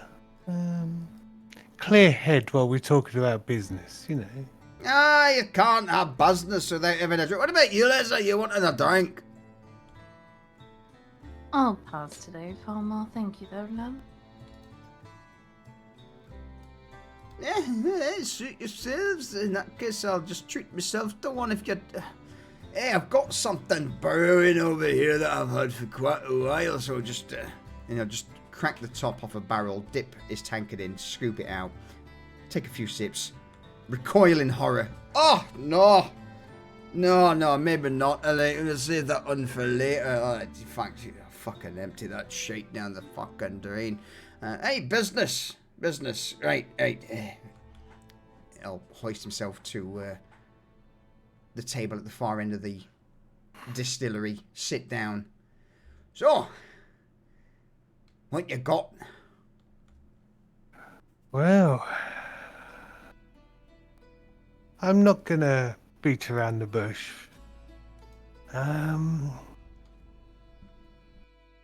I'd like to buy the distillery. That's a good one. Oh no, you're being serious. Yes, I am. But I wouldn't want you to leave or anything. This is your home. And I would like to have you still brew for us. But maybe I can supply some staff. And I pull a package out of my pouch, and it's got all herbs and spices in it. And maybe I can supply some more ingredients for you to concoct some better brews with, or different brews.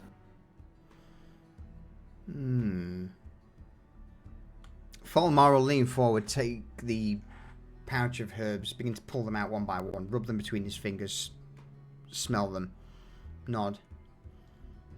It's been a fair few years since there's been fresh herbs like this and spices in Nova Stoya.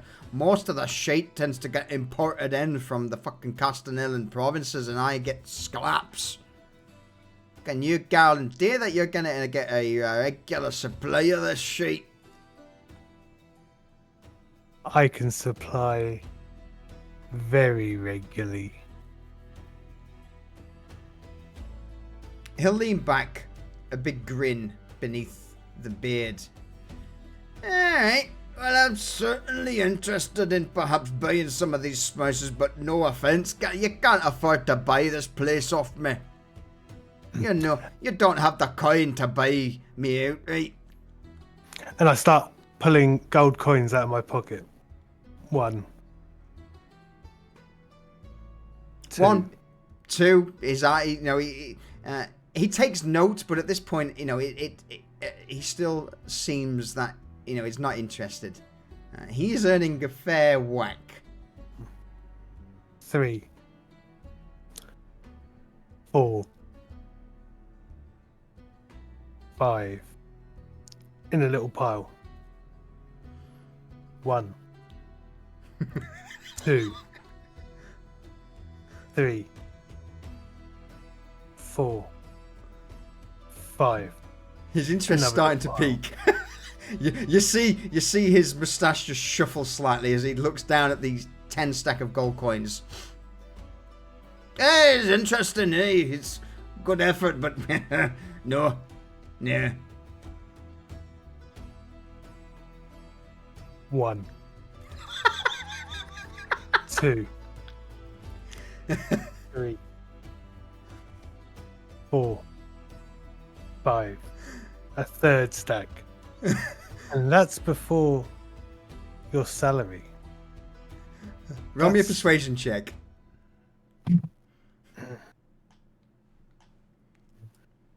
We're throwing everything at this.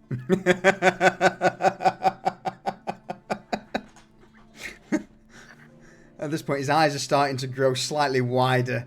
That's pretty good. The Hang on. at the 15 gold stacked in front of him, licking his lips. You adding something to that? All right. Yeah, I am. Boom. Oh. That's it's a fair whack of coin, but you said salary, eh? Yeah. I can't have a master brewer not be compensated for his time.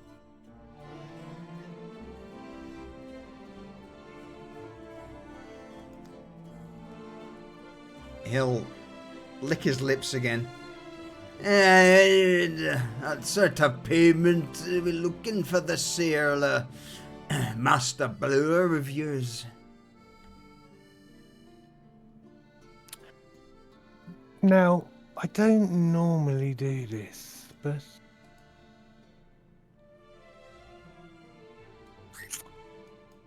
what do you think you're worth?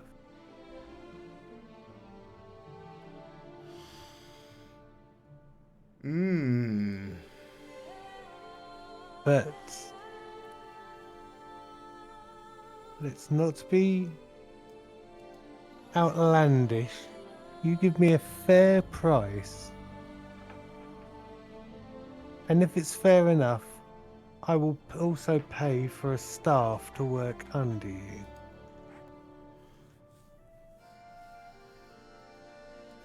Don't forget equipment upgrades, Garrett, if you should need any. Oh, absolutely. I have 3 bars that require the best in ales, and we'll still sell to some smaller places. Maybe not the best, because I'd like that to our bars, but it will definitely be famous for quality products.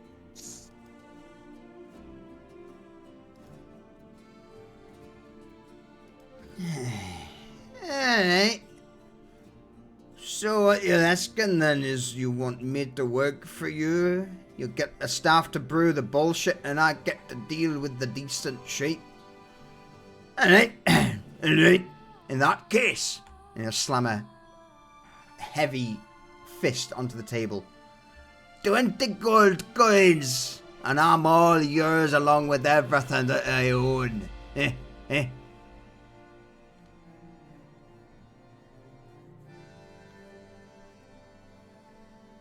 Is that including your salary?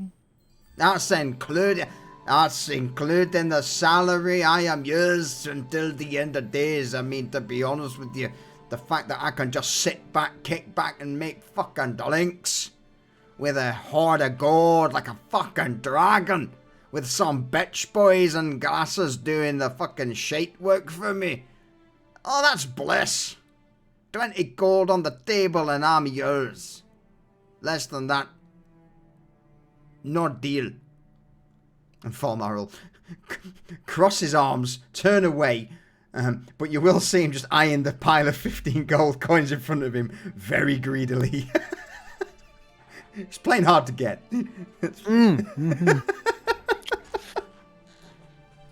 20 gold coins. Wow. I wanted to pay 15. You know, sacrifices need to be made sometimes, Garrett.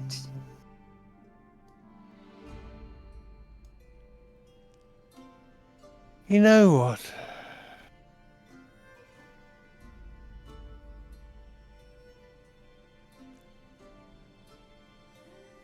And I look at Felmer and I look round.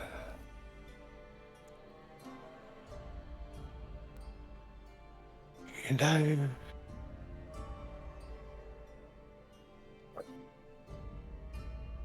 why not? And I pull out 5 more gold coins. He'll shoot a hand directly over the table towards you, Garrett, within like an inch of your chest.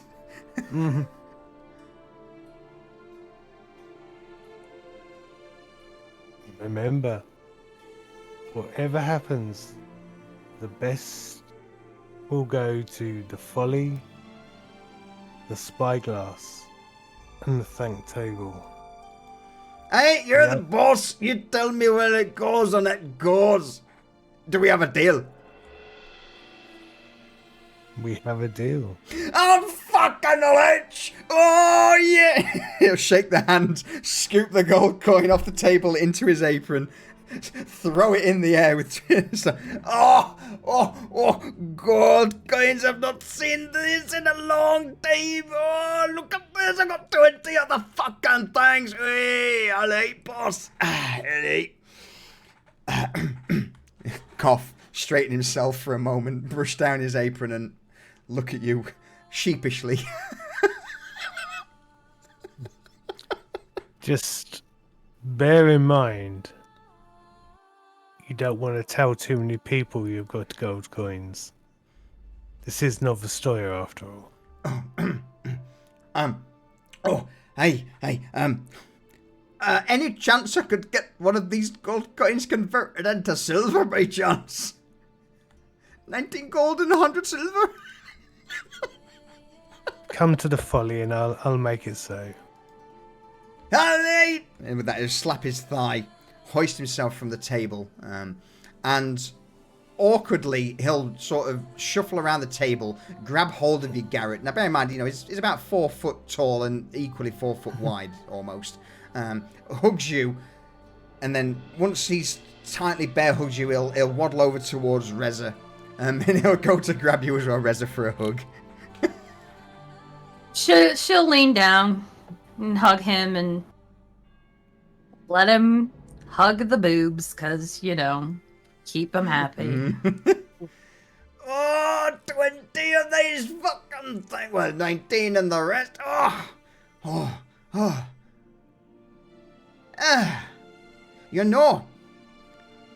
You've always done me good and well paid over the odds, so I'll make sure you're seen to.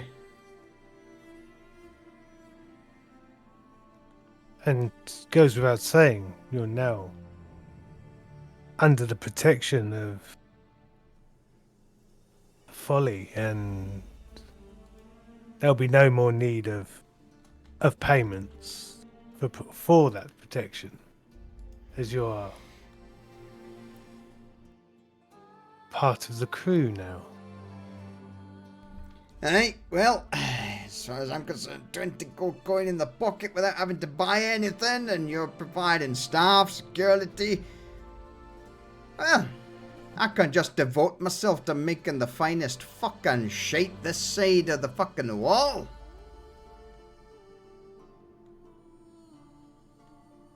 That is exactly what I wanted to hear. And I will be wanting the best you can make. Alright. There will be deliveries from time to time. Fresh ingredients and the like. I trust you to do your best with them. You can get someone to do the bitch work, and I'll just focus on making shit that I want to make, rather than having to worry about, importing shit and paying fucking goods, services, imports, and all that. So, hey, I can do that. I can do that. The only thing that I ask is that, do you know anyone good with paperwork? Someone who could sort of take over, importing stuff, buying and selling. Because that's most of where my money went. We can find someone. I might have a name in mind. Oh, sorry, Marvelous. guys. No, perfect.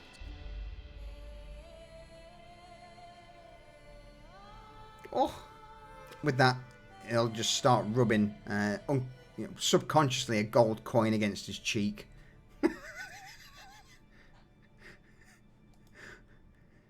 Marvelous. I'm just gonna go and, I'm gonna shut up the brewery for the rest of the day and, and he'll take the bag of herbs. Not so much to do, but I'll have a play about with these, and, well, I dare say that you've easily got a few weeks before I need to worry about,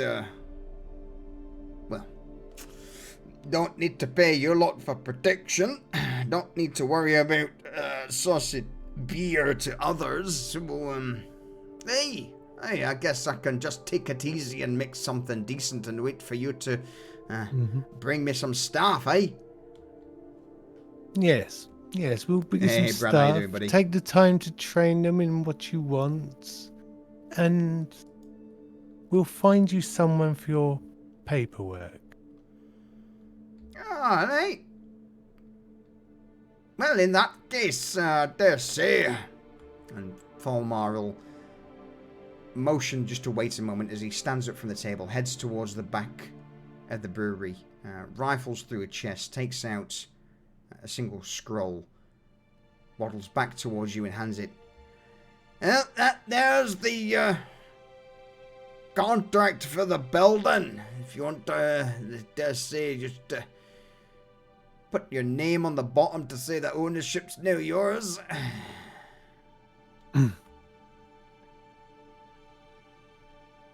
I'll sign with amazingly intricate handwriting. That is absolutely beautiful to look at. Falmar's signature is the opposite. It's just best described as a drunken scrawl on a piece of parchment.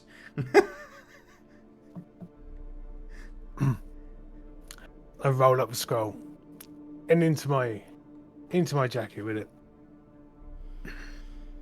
Hey, just hand that into the old fucking district office, and then they'll do the rest to sort of hand ownership over. I guess that's usually how it's done for big business premises like this.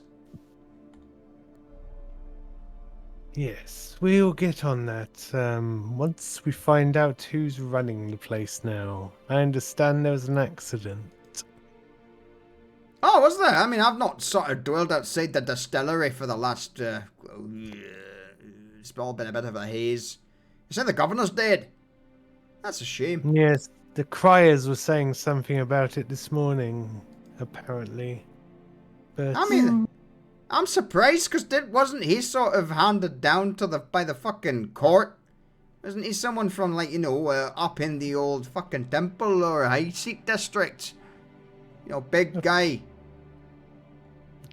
Yes, apparently so. But I'll leave you to enjoy your newfound yellow friends. Oh, don't you lolly about that. Yeah, I'll swing by and get it exchanged later, because, I don't want to be carting 20 gold coins around the city. I'm rich! I'm fucking rich! Feel free to speak to Falco and he'll sort it out for you. Say I sent you. Hey, don't you worry about that. I will certainly pay Falco. In fact, it's been a while since I've seen Falco, so... Hey, I'll bend his hair a bit.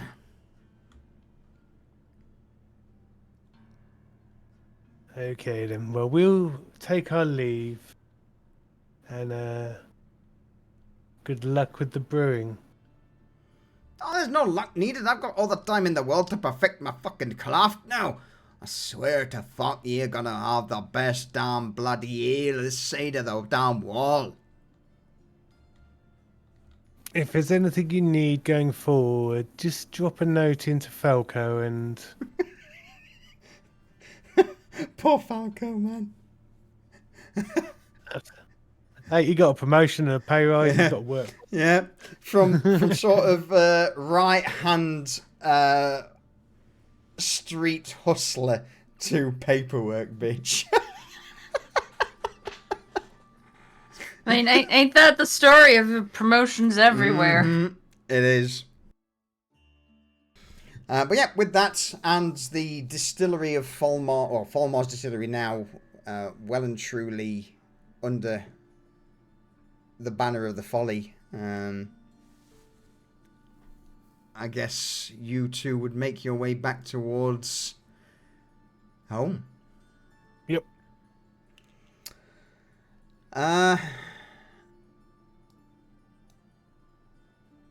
With that said, then, if there is nothing further from you two, I am tempted to pick up Desmond and Vanya's little endeavours at the start of next session, if you are good with that.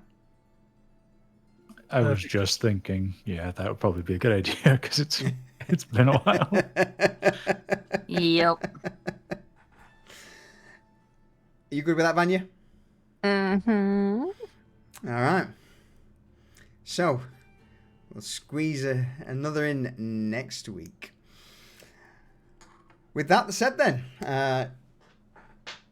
Reza, Garrett, you make your way through Market Row into lower streets and eventually back towards the Folly. And we'll find out what Desmond and Vanya, and perhaps Vern, what he's been up to next week. What do we say? Lying on some shit. Goodbye, chat. Goodbye, chat. Bye.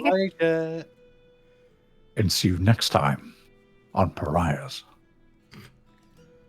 Ah, good shit. Everyone, thank you very much, as always, for tuning in to our little show on the internet. Rest in peace, Cypher, I guess. Ark, you're more than welcome. Thank you for dropping in. Yeti, thank you. Good to see you. Divrek, Durs, Ravon, and Brad. Yes, I'm still in the usual spot, my dude. I'm not moved. So what I'm going to do for the moment is find some appropriate ominous music to close it out to.